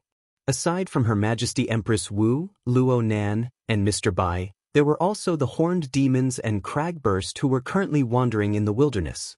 And so, everyone was present. But when Ouyang Chen saw the ratio of the fleshly side to the mental side in the conference room, he could only agree with Gao Meng's explanation. He spoke in a chatty tone. "I'll explain the matter first. Then everyone can discuss it." Anhai Sanatorium was located in the outskirts of Xia City. It was early in the morning, but there were parts of the emergency center upstairs that were brightly lit. Emergency treatment was being carried out for an elderly patient who was at high risk. At this hour, the recuperation center was spacious and empty. There was almost no one around and most of the lights were off. There were only a few cars parked in the parking area below the emergency medical center. They belonged to the doctors and staff who were on duty who participated in the emergency treatment. In the meantime, there was a civilian version of the SUV, which also turned off its engine and quietly parked at the edge of the parking area. However, there was another person in the car. He was sitting in the driver's seat, holding a Coke cup in his left hand and a bucket of fried chicken in his right. He was munching away happily. In the meantime, an aircraft flew through the night sky and landed directly on the lawn next to the emergency center. A group of people hurriedly got off and ran into the building. The people in the car didn't even raise their heads, but they knew that it was Luo Yuandao's daughter's family. This high-speed aircraft was transferred through the branch's resources. However, this aircraft came directly from the Nader district, so Luo Nan wasn't on it. He needed to hurry over from the Pingjiang district on the other side of Xia City. Of course, Luo Nan's telepathic thoughts had arrived a long time ago. It was just that his thoughts were projected toward the emergency room. He didn't have the time to care about the cats and dogs in the corner. The one with the surname Jean, have fallen to the level of a cat and dog. Speaking of which, do you know that there's someone playing hide and seek in the emergency room? The driver with the surname Jean cracked a smile, revealing his sharp teeth and crushed bones and flesh. The rumbling of an engine came closer at this time. A flying car flew through the spacious hospital area at a speed of over 300 kilometers per hour. It finally braked and drifted, spinning as it stopped below the emergency center. The car hadn't even come to a complete stop when Luo Nan pushed open the car door and jumped out. He rushed onto the porch in 2 steps. By the time Mr. Bai got out of the car, Luo Nan had fallen nearly 20 meters behind. He saw that he was about to crash into the building, but his wristband vibrated at this time. Luo Nan instinctively assumed that it was his aunt at this time. He immediately connected. "I'm already here." Shui Lei's urgent and resonant voice poured into his ears. "Nanster, the gym master's old injuries have relapsed. He's being sent to the hospital right now. I've consulted with the branch. They recommended sending him to Anhai Sanatorium. They say that it's more convenient to treat him there. I remember that your grandfather is over there. Do you know him better?" Luo Nan stopped in his tracks in shock. "Gym master?" Luo Nan had just gone through a few rounds of baptism. His brain was a bit lacking for a time. He was stupefied on the spot, unable to come back to his senses for a long time. The windows of the civilian SUV in the parking area were tightly shut, and they were separated by 100 meters.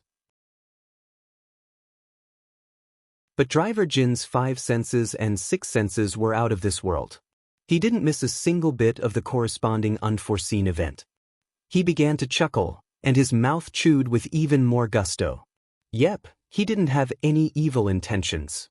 He was just taking joy in Luo Nan's misfortune. In the end, Luo Nan still went inside.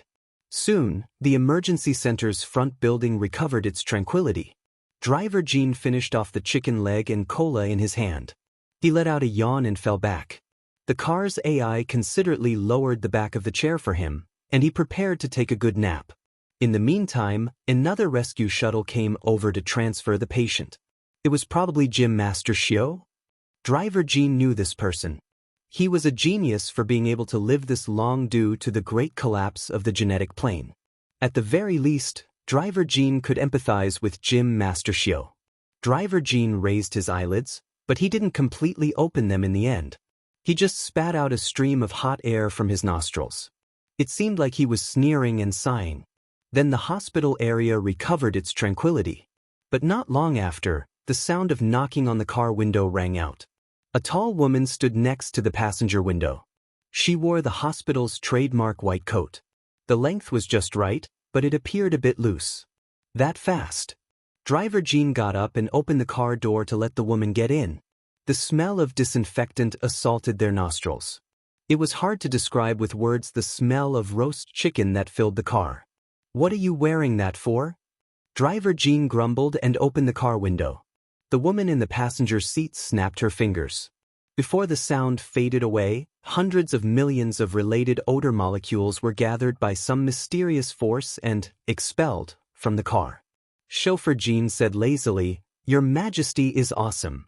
Empress Wu didn't even bother to look at him. She just nodded forward, indicating for him to drive. Old Jean immediately started the car. The civilian SUV drew a short arc and drove toward the area where the light and shadows of the street lamps intersected. It quickly passed through the main gate and left the sanatorium behind. On the way, driver Jean couldn't help but feel a bit curious.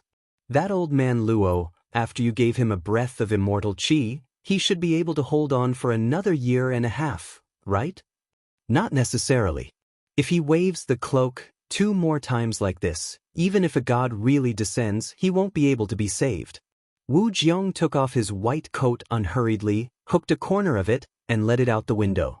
The high-speed airflow blew the white coat up. If one didn't care about the details, it really did look like a cloak fluttering in the wind. Hey, do you have any sense of civility? I can't care anymore. As he spoke, the white coat was blown away from his fingers and flew into the distance, quickly disappearing into the darkness. Although it's already tattered and too heavy, I still hope that someone can catch it and buy us some time. You're counting on his grandson? Hee, unreliable. If he jumps like this now, what will happen in the future? If it's that kid, if he's not as unlucky as you, I hope he jumps better and better. Even if he can't be a cloak, he can still be a shield. However, fate is ultimately uncontrollable. It's like a beam of light that escapes. Who knows if it will be annihilated and assimilated in the vast cosmos? Or will it safely arrive tens of thousands of light years away and be captured by someone? Driver Jean curled his lips. Let's use a woman's intuition to make a judgment. This is terrible. This is really terrible. Sheng Wu closed his eyes, and his brainwaves flowed in an orderly manner. His mechanical arm tapped on the virtual keyboard, and his personal diary and work diary were output at the same time. The content and direction of the 2 paragraphs were different, but they were smooth and natural. There were no signs of simultaneous operation. This was the basic operation of the School of Creation, and it was also the best way to test one's basic abilities. Sheng Wu keenly sensed that, compared to the output of his brainwaves, every action of the mechanical arm would have a delay of about 7/1000ths of a breath. 1 breath was the basic moment, which was 10e plus 44 times the minimum measurable time interval. Sheng Wu would never be able to reach the perceptual precision of the basic moment in his entire life, but for any advanced life form, refining the perceptual precision was a lifelong pursuit. Using breath, as the scale was too depraved. Even if it was reduced by 3 orders of magnitude, it would still be unforgivable on the battlefield. General Lone once said, "Wait a minute, he was no longer on the battlefield, and he was no longer the single knight who charged at the Outlands, but a retired officer who was sent to the reserves. He was the manager of the Stargate Infrastructure Management Office of U-1337, who had to spend all his time before retirement in this galaxy that even the Outlands were too lazy to visit." A communication came in. "This is Sheng Wu. How old is he? Okay, bring him here." Soon, his deputy, Yi Shijia, came to his office with the rookie of the management office, Zanti. Zanti was a standard rookie dumbass. This was not a bad comment.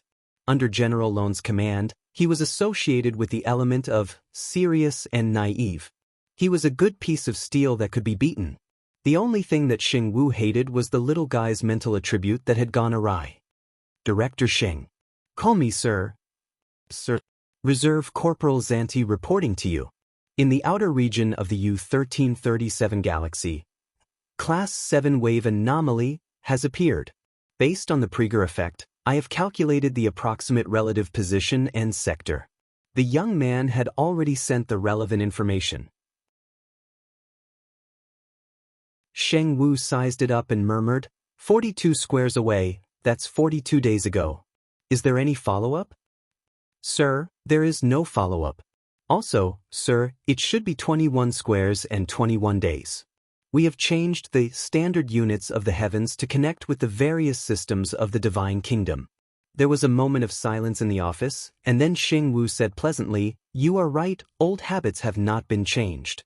Now, Corporal, you can follow the procedures and apply for a scout ball, the kind that can fly in hyperspace.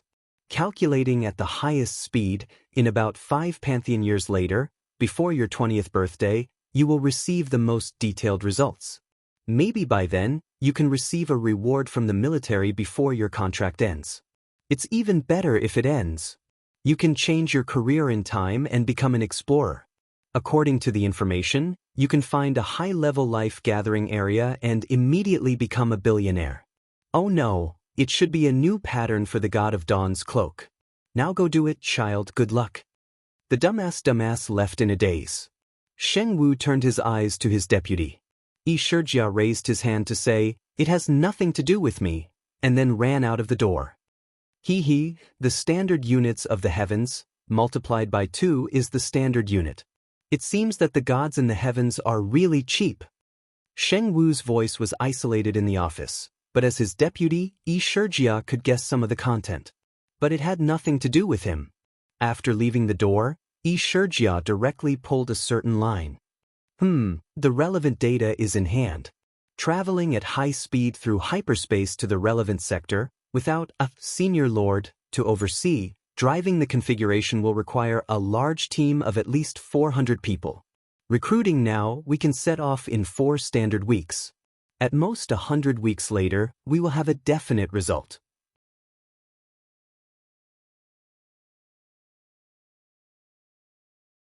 Chapter 693.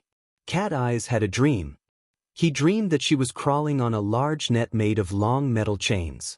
The net was endless and extended into the depths of the void, with no end in sight. She didn't know where she was crawling, but she knew that there was a blazing sun in the center of the net, constantly radiating astonishing light and heat. The terrifying heat was transmitted through the long metal chain, burning her hands and feet. But it was not enough. It burned all the way through her skin, flesh, and bones, mixing the half-melted metal droplets with her body fluids, turning her into a part of this endless net. She struggled in fear, but she could not resist the momentum of the fusion. But at the same time, a vigorous sense of power rushed in wave after wave, pushing her consciousness to expand and expand, giving her an unprecedented sense of fulfillment and control. Afterwards, Cat Eyes vaguely remembered who the energy that was squeezing in had come from.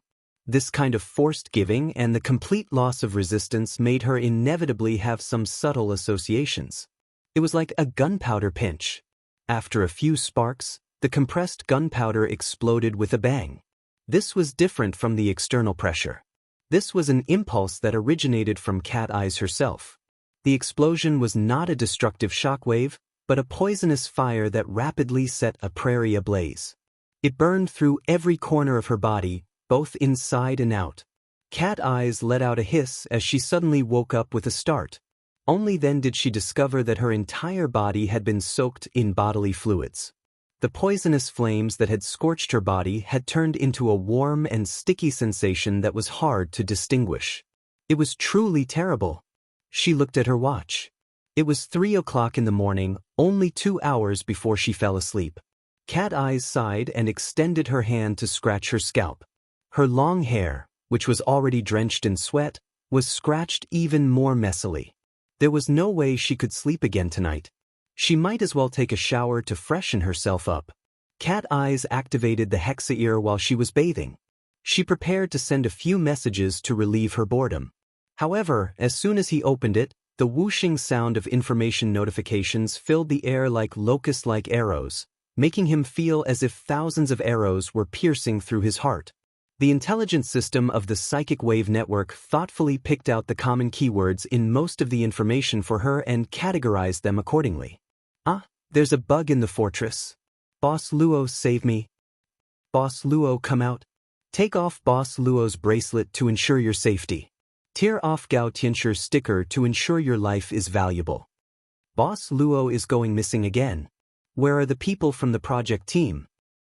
The first to be trapped is the project team.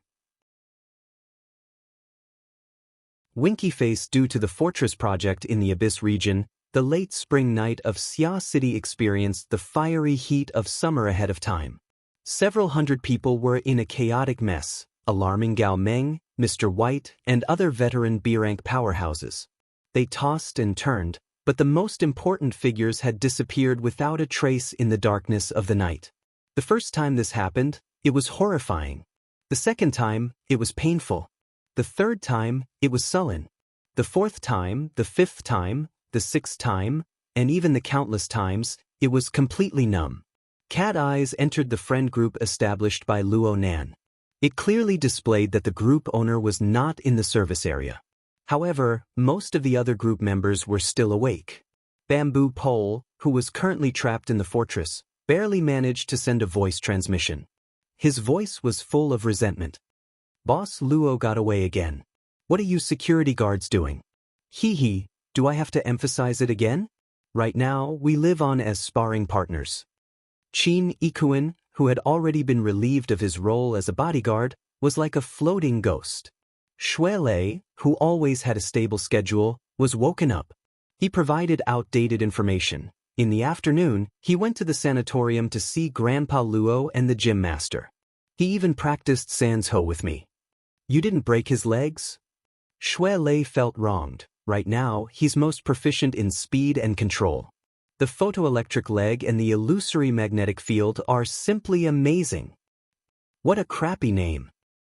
It's not like I came up with it, Brother Papercut.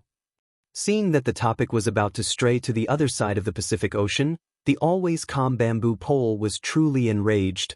I'm about to be squeezed dry. Is this the time to discuss dogs' hit names? What happened next? Where did he go next? I asked Brother Red Fox. Nanster trained with Brother Red Fox. Yes, he learned city tracking and anti-tracking techniques with me. We walked to the orphanage in the Forest Wall district on foot. We practiced midway, then I went back. Dean Wan? Oh, he's not in the group. Where's Dean Wan's eldest disciple? Little Xie? There's no need to ask. Last night, Luo Nan spent the night at Gear. He's been like this every day. Rue Wen even went to deliver food. Cat Eyes found an opportunity to cut into the conversation and provided the most valuable information.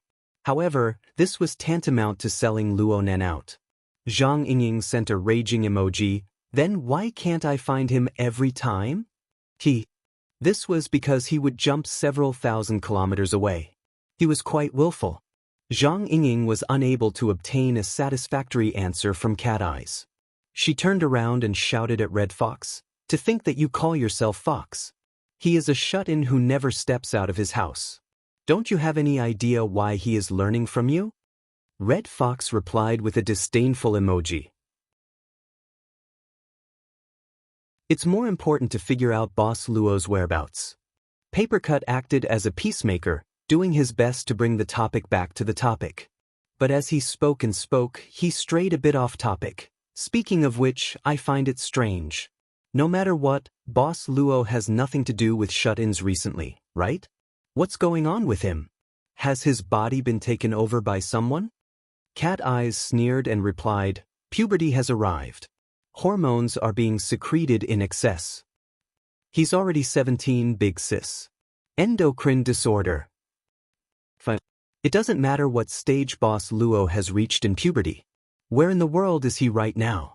There are over 100 people waiting for him to save. The matter helplessly returned to its original point.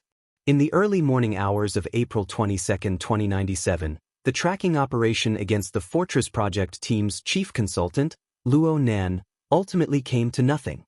Everyone was unable to find Luo Nan in the end. The project team and a few experts in Xia City, who already had some understanding of configurations, worked together and finally solved the problem. There was no need to mention the misery involved. Cat Eyes watched the development of the situation with cold eyes. Her heart was unmoved. After all, there had been far too many people in the past few months. There had been far too many people who had been left in dire straits due to Luo Nan's willfulness. Especially those who urgently wished to obtain power from Luo Nan's body, from the sun behind Luo Nan. Yes, perhaps Luo Nan himself was included? Cat Eyes finally obtained the pleasure of rebalancing herself when she thought of this. D City. It was 4 hours earlier than Xia City. It was already early morning. D City was in the southern hemisphere. It was currently autumn and winter, so the seaside was cold and gloomy. There was a rocky beach near the seaside that was rarely visited by tourists. Yin stood on this rare piece of flat ground. She faced the sea and felt the strong sea breeze blowing against her face. She felt as though she was standing in front of a blast furnace that was burning steel. The air current that assaulted her face could carry high-temperature flames at any time. Common sense and reality. Simple sensations and complex high-level senses entangled with each other. They slowly mutated her perception, allowing her to gradually get used to this special environment until she became accustomed to it. She closed her eyes and the burning Blood Soul Temple appeared before her eyes. The solidified configuration of the Abyss region seemed to be very close to her.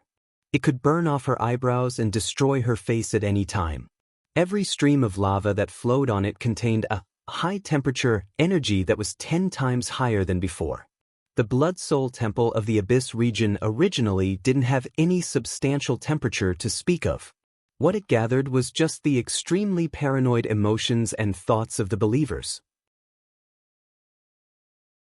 After going through a series of operations, they became a medicinal primer that mobilized the boundless energy of the Abyss region. But after going through a period of adjustment, these emotions converged into the stone forest and the lava lake to circulate and circulate. They were clearly bestowed with the direct killing power of burning the soul and flesh. This forced the higher-ups of the order to be more cautious than ever when they mobilized the relevant medicinal primer. Otherwise, they might suffer a backlash. Of course, once the transfer was successful, the impact of the Abyss region storm would explosively increase. For months after New Year's Day, the Blood Flame Order had washed away its previous decline and quickly established a foothold in D-City. This was largely due to this. Because of this, Jiang Yuanjun and the other elders and higher-ups of the order were pleasantly surprised and conflicted. They endured this complicated and difficult change together. The one who did all of this was none other than Luo Nan. Mrs. Halder had not told anyone else about the matter of cooperating with Luo Nan other than her personal secretary. Jiang Yuanjun and the others only knew that Mrs. Halder had found a professional consultant or investor. As for who it was, everyone had their own guesses. As for whether or not they guessed the correct answer, it didn't matter. After Elder Emolun passed away, Mrs. Halder had the final say in the matters of the Blood Flame Order. Even without Mrs. Halder's opinion, Luo Nan's flourishing career in D-City over the past 4 months, as well as the more fundamental awakening of 16 devout believers and fanatical believers, had the persuasive power to sweep away everything.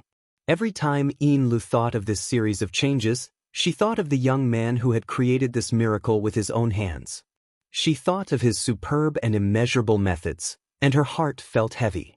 It couldn't be considered a good feeling, but it was just like how her senses had already mutated. After a long time, all she had obtained were progress and benefits. It was hard to avoid her feelings becoming blurry.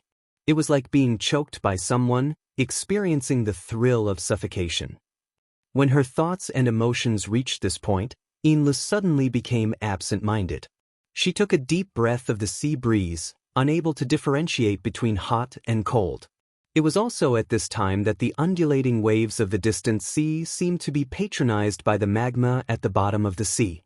A large expanse of seawater suddenly boiled. Bubbles swelled and burst, rising and falling in succession.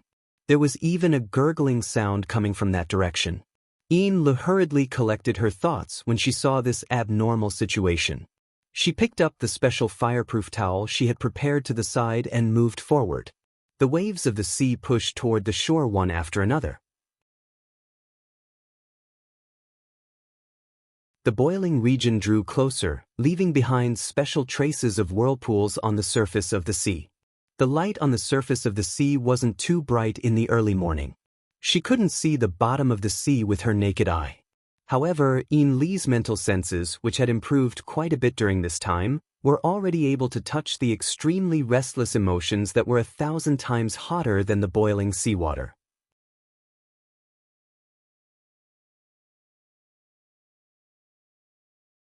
Chapter 694. The one struggling in the water was Madame Halder. At this moment, the Blood Flame Order's Lord Ablatum was no longer as calm as usual. She looked more like she was drowning. Her hands and feet twitched, and she curled up and rolled. The bubbles that came out of her mouth and nose indicated that a large amount of seawater had entered her lungs.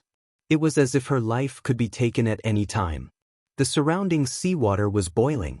Affected by the high temperature of Lady Halder's body, the seawater was constantly changing its form, going back and forth between liquid and gas.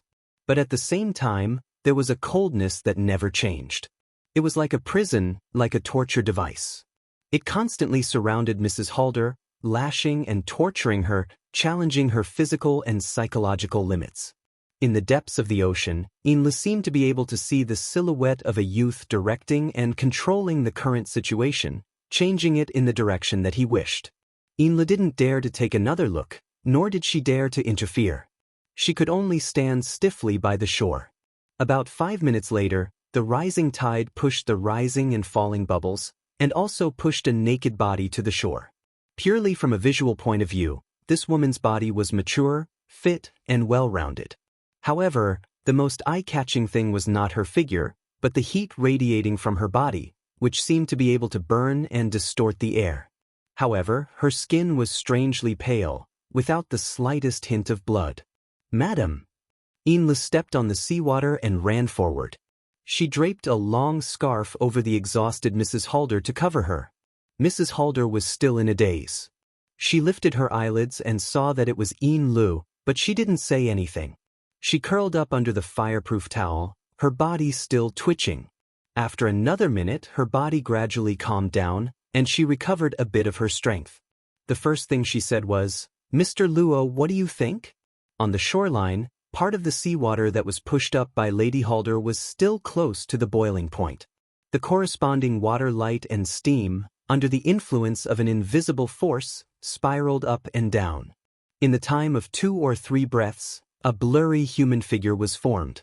The sea breeze blew, and the water vapor that formed the human figure fluctuated a few times. When it appeared again, it was already a relatively clear face of a young man. It was Luo Nan.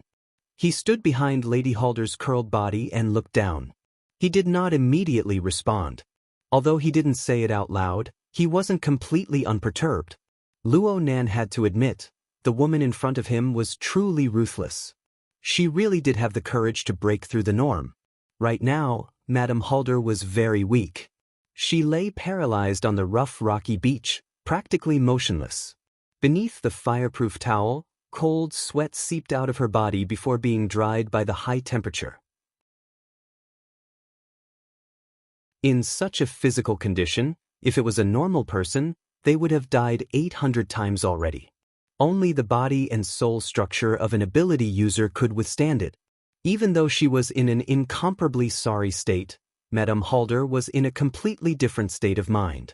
In the depths of the lava lake in the stone forest of the Blood Soul Temple in the Abyss district, boiling emotions and desires accumulated layer by layer, and even provoked the restless heat from the deep space of the polar domain, forming a destructive and extreme environment. The so-called lava was no longer enough to describe it. It was more like the core of a planet, always maintaining a high temperature and high pressure environment. For Inle and the other higher-ups of the Blood Flame Order, this was a forbidden ground that they couldn't step into. Otherwise, they would only die. However, in this forbidden zone of death, a bright light that was different from other emotions and desires was swimming in the chaotic and restless flames in an extremely intelligent manner. Every time there was a twist and a tremor, it revealed its ability to the fullest. It cut off all interference, and it absolutely wouldn't converge with external objects. Such an intense contrast gave one a marvelous feeling. Every time the muddle-headed wraith sign saw this bright light, it would reveal its greedy, gluttonous nature. If Luo Nan hadn't restrained it, it would have long since charged over and gobbled it up. Perhaps it was due to the wraith sign's influence. Luo Nan had seen it many times, and he felt that it had its own flavor. Naturally, Luo Nan felt a sense of respect for Madame Halder, who was able to nurture it, create it, and polish it. At the same time, he felt an intense interest and curiosity. Luo Nan still didn't speak. He raised his arm and used this temporarily constructed hand of water vapor to touch the nape of Madame Halder's neck. This area was still exposed to the air. It looked pale and exquisite, but it contained a high temperature. Even Inle didn't dare to touch it directly. Luo Nan's half-incorporeal hand made contact, and a hissing sound rang out. The front part of the hand turned blurry and turned into steam. Then it was restrained by an incorporeal force, maintaining its approximate structure. It only conducted heat backward, and soon Luo Nan's body of water vapor began to evaporate. The undulating waves beneath Luo Nan's feet displayed its ability to conduct heat, and new seawater swirled up to replenish the heat. Not only did this temporarily constructed body not suffer any damage, the details became clearer and more discernible. Madame Halder and Lu witnessed all of this. Lu felt that Luo Nan's methods were brilliant, like magic, but Madame Halder saw many more things. From the configuration system that Luo Nan strongly promoted, she could see that this was a complex and vivid set of modules. It was constructed from different modules such as shaping, conducting heat, and so on. And under Luo Nan's will, fine adjustments could be made at any time. External resources and internal logic blended into one, forming a true and visible power. This was true control power. It was a high-end, highly efficient, and highly difficult method. Luo Nan could sense it from her body. Madame Halder closed her eyes. It really did feel like someone was touching the nape of her neck with a slightly cold finger. The two bodies made contact, bringing forth a numbing itch, a slight pain, and other complex and subtle sensations. She didn't mind this, just like how she didn't mind exposing her body in front of the opposite sex. But she wouldn't act as if she didn't care.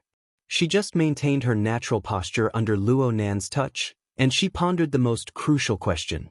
Several seconds later, she asked once more, "Is there something wrong?" Luo Nan finally spoke through telepathy. "The progress of strengthening the spinal nerves is much faster than expected. It's much stronger than I was back in the day. This is all thanks to the key to the container of formatting theory provided by Mr. Luo. It's not that bad. The blood flame order's body refinement technique is quite exquisite. Only by combining the two can there be this sort of effect. But even so, the strength of your fleshly body is still disproportionate when compared to a sharp blade that has been tempered 100 times.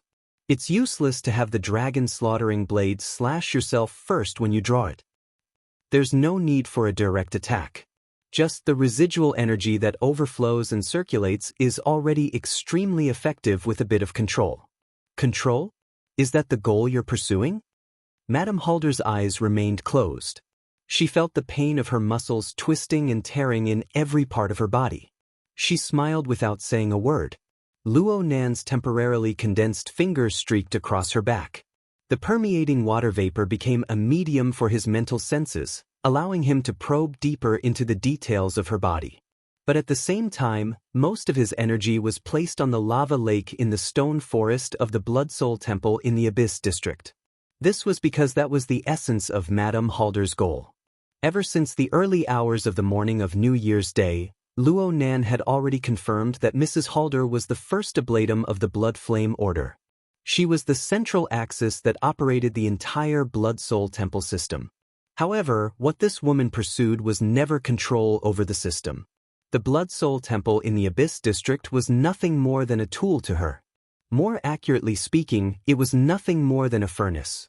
The extreme emotions poured in by her believers were the fuel for the furnace's flames. She continued to burn and grind, tempering it into a bright light. It did not belong to any system. It was a unique creation that belonged only to her. Because of this, she remained indifferent when Luo Nan continued to throw pressure and negative emotions at her.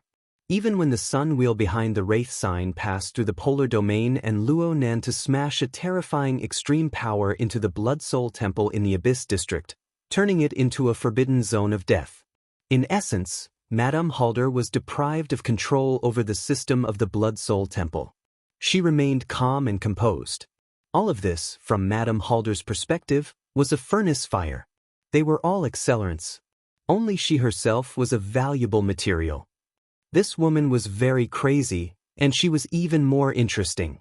There was just one thing that Luo Nan didn't understand. The grinded blade is a level higher than the user. This kind of technique. You're saying that this originated from the heart-searing blade issued by Her Majesty Empress Wu? It doesn't look like it no matter how I look at it. I'm afraid there aren't many people in this world who are equally proficient in the dripping sword, Mr. Luo. That's true, Luo Nan openly admitted. In any case, this core is quite high level. I'll study it a bit more later. Luo Nan withdrew his hand. Today's homework was more or less over. Madame Halder sat up with her arms propped up. She focused on regulating her energy, and only now did Lu have the chance to speak. Aside from serving Madame Halder, she had another mission. Mr. Luo, we've already discovered the information you provided. We've locked onto the most likely areas. Please take a look.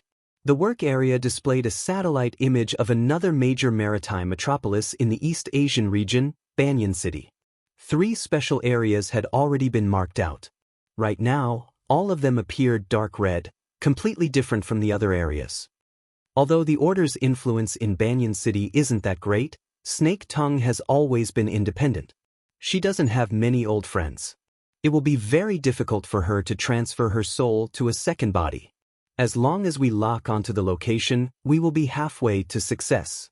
Today, I will rush to Banyan City to ensure that nothing goes wrong. Oh, that's fine. Madame Halder opened her eyes at this time. Snake Tongue is an experienced architect of the mental side. She is also world famous for her curse techniques. All sorts of traps and ambushes can't be underestimated. We need to be prepared to lose personnel. The transfer plan after we succeed needs to be even more secure. After all, we aren't the only ones searching right now. Luonan didn't mind too much. He wanted the Blood Flame Order to act. He just thought of it as looking for a logistics company. I'll be watching when the time comes. Madame Halder's energy had recovered a bit. She was already able to make small talk. Mr. Luo's ability to mentally travel 10,000 miles is truly enviable. She gave her hand to Lu as she spoke. Lu slowly stood up with Li's help. At the same time, she adjusted the position of the fireproof towel, allowing the exposed skin to rotate. There's only one international flight from T-City to Banyan City. It leaves this morning. You can move at night or early tomorrow morning.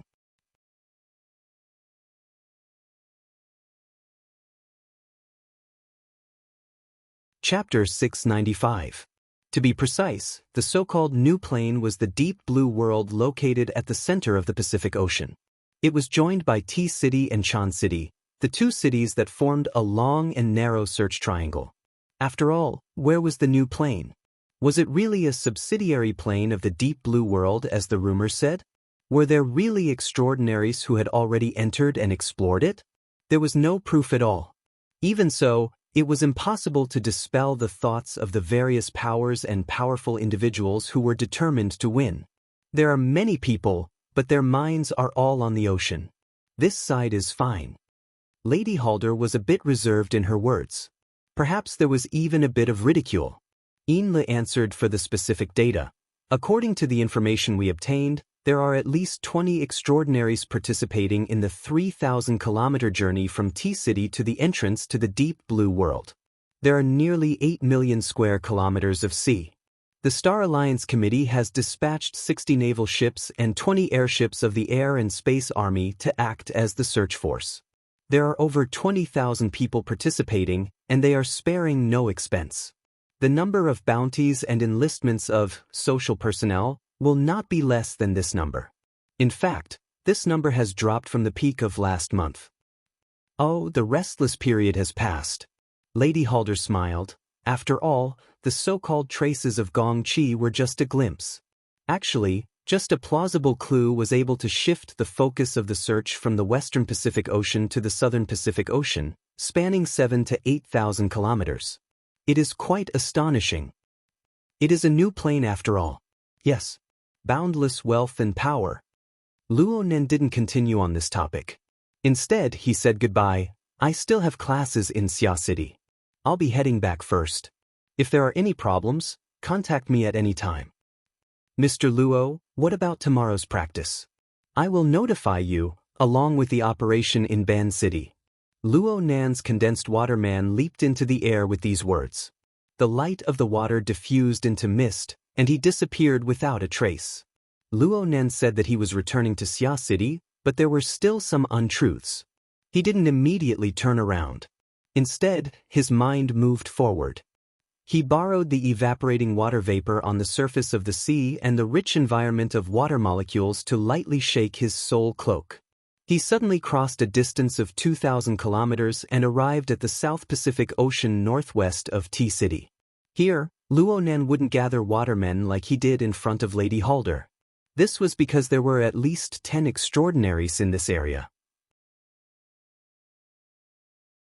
Their solidified configurations in the Abyss region were each guiding the storm turbulence in the Abyss region, interfering with the material plane in different ways, spreading across the sky and the sea in search of clues. Even though the ocean was vast and had a range of millions of square kilometers, 100 warships would not even amount to a sesame seed. However, it was convenient for soul power to travel, and they could sense each other from afar, so the phenomenon of meeting each other still existed. The soul forces of the dozen or so extraordinaries would occasionally cross paths, but they were still considered courteous. Sometimes, they would even communicate with each other, maintaining a relatively balanced and peaceful state. At the same time, they formed a net of varying density. It looked like the gap wasn't small, but it was tight on the inside and loose on the outside. If anything were to happen, it would definitely be tightened in an instant, attracting the attention of all parties. The Blood Flame Order's intelligence wasn't wrong, but Luo Nan knew more than they did. Over the past 3 to 4 months, his consciousness had traveled across the Pacific Ocean with the support of the Soul Cloak. Chan City, D City, and the entrance to the Deep Blue World were all places he frequented.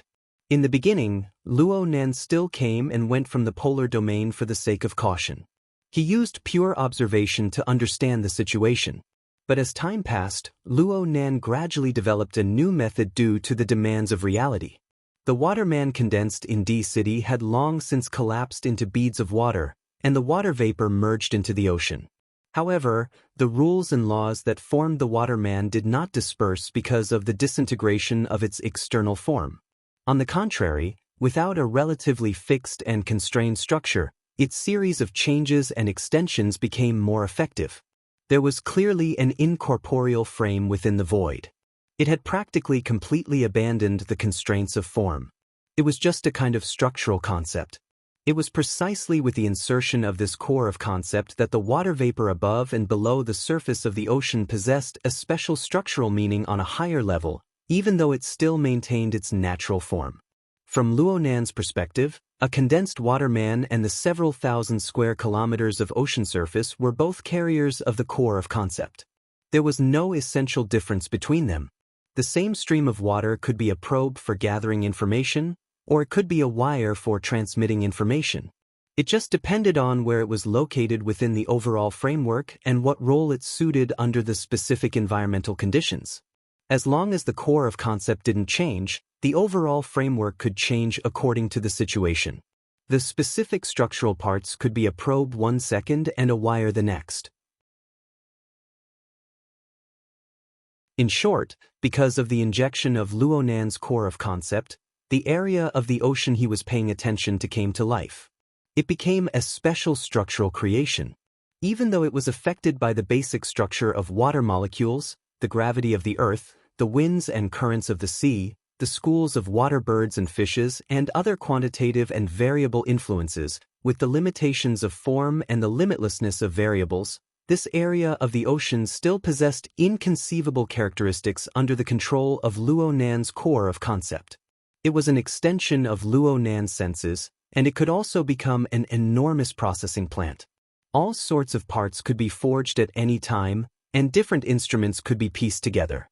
From multiple angles and levels, it could carry out reconnaissance, detection, guidance, and misdirection toward targets within its range. All of Luo Nan's actions were hidden under the great background of the natural activities of the ocean. It possessed a high degree of concealment. At the very least, the powerful people from the Star Alliance Committee, the Society Quantum Corporation, the Secret Order, and other different powers did not realize that there was a youth observing, probing, and even examining them right next to them on the ebb and flow of the ocean surface. Who would have thought that the splashing waves, the sudden torrential rain, and the blowing winds could all be sensitive sensors. They could transmit all sorts of sensitive information to a distance of over 10,000 kilometers at all times. Luo Nan benefited greatly from the dozens of days of observation. However, the most direct harvest was the core of concept that grew increasingly refined and nimble during this process. Luo Nan called it the core. This was the origin of the dynamo core and the psychic core of the virtual brain system. It was the system's fundamental method of using simplicity to control complexity, using less to control more. Luo Nan was able to gain this comprehension thanks to Mrs. Halder. It was this woman's extreme tempering that allowed Luo Nan to realize that the core consciousness of humans could be tempered to such a degree. Luo Nan was not as extreme as Mrs. Halder, but he possessed a pure concept that was constructed from the formatting principles. With this as a foundation, Luo Nan tempered and forged it through countless configurations. Then he applied it in the dense sea region of extraordinaries, gradually forming a unique Luo core that belonged solely to Luo Nan. Luo Nan could be considered to have truly crossed the threshold of the virtual brain system in terms of configuration thinking. Yes, this should be the true face of Luo Nan Chi. The image of Luo Nan projected in the hearts of others needed to be stirred by the Luo Nan Chi and installed with the corresponding chip. Only then could it become material that Luo Nan could control. Only then would it truly have meaning for Luo Nan. Of course, the current Luo Zhixin and Luo Nanqi were still far from their final forms. They had only absorbed the side of laws and rules. Emotions and desires were practically uncontaminated. They could only be used purely on the material plane. It would have been fine in the past, but Luo Nan could see the results of Mrs. Halder's hard work and the large fireball that was wantonly scattering light and heat in the polar domain. It was impossible for Luo Nan to ignore it. But he still didn't have a clue as to how to add this kind of power to it. Right now, Luo Nan's work was not the focus of Luo Nan's work. Gong Qi, who was becoming more and more of an influential figure, was the focus. Speaking of which, Gong Qi was trapped in the cloud world. Wasn't it all thanks to Luo Nan that he was able to stir up a storm? Only after confirming that everything in the relevant sea region was normal did Luo Nan's consciousness truly return. He went through a great shuttle, breaking through the barrier of space and time, and entered the cloud world. The torrential sea of clouds surged with waves. Blood-red rays of light penetrated through the gaps in the clouds. It was impossible to see the edge of the light, and it even blurred everything up and down. Luo Nan didn't care about the direction. He borrowed the soul cloak to quickly lock onto his key target. It was that old man Gong Qi who had been very active recently. If converted to Chan City's time, it was April 21st right now. It was a weekend off. Gong Qi had been exploring with Snake Tongue for 2 consecutive days, searching for the ultimate mysteries of the cloud world. Both of them were in a soul-body state. It was just that after half a year of grinding and dissipating, the difference between them was extremely obvious. Gong Qi's body burned with spiritual light. It was bright and resplendent, making him seem like a god. Snake Tongue, on the other hand, was shrouded in a thin layer of mist. Her radiance was not obvious, and she was nearly transparent. She was mixed in with the surrounding clouds and could be drowned out at any time. In fact, Snake Tongue's soul body had already shrunk by more than 2 sizes. She followed behind Gong Qi, looking more like a legendary back spirit. She cast a gaze filled with resentment ahead, not concealing it at all. It was as if Gong Qi didn't feel anything. In fact, he didn't care at all. Half a year was enough to obliterate all promises, to shatter all hopes. Snake Tongue still remembered the day she was thrown into this strange world. It was October 25, 2096. At this moment, 180 days were about to be gathered. She went from the panic of being trapped here alone to the pleasant surprise and vigilance of Gong Qi crossing through space. Then came the days and nights of exploration and attrition. Her mood was synchronized with the state of her soul body. It continued to weaken, almost irreversibly. Her fleshly body, which was stored in Ban City, was about to reach the limit of the advanced life support system. According to the established procedures, a freezing operation would be carried out next to preserve her last shred of hope. However, with the degree of weakness of her soul body, what hope would there be even if she returned? What was the value of her existence now? You're tuning in to the Dreamy Chapters YouTube channel. We're so grateful for your support, and don't forget to subscribe to join us on this incredible journey through captivating stories.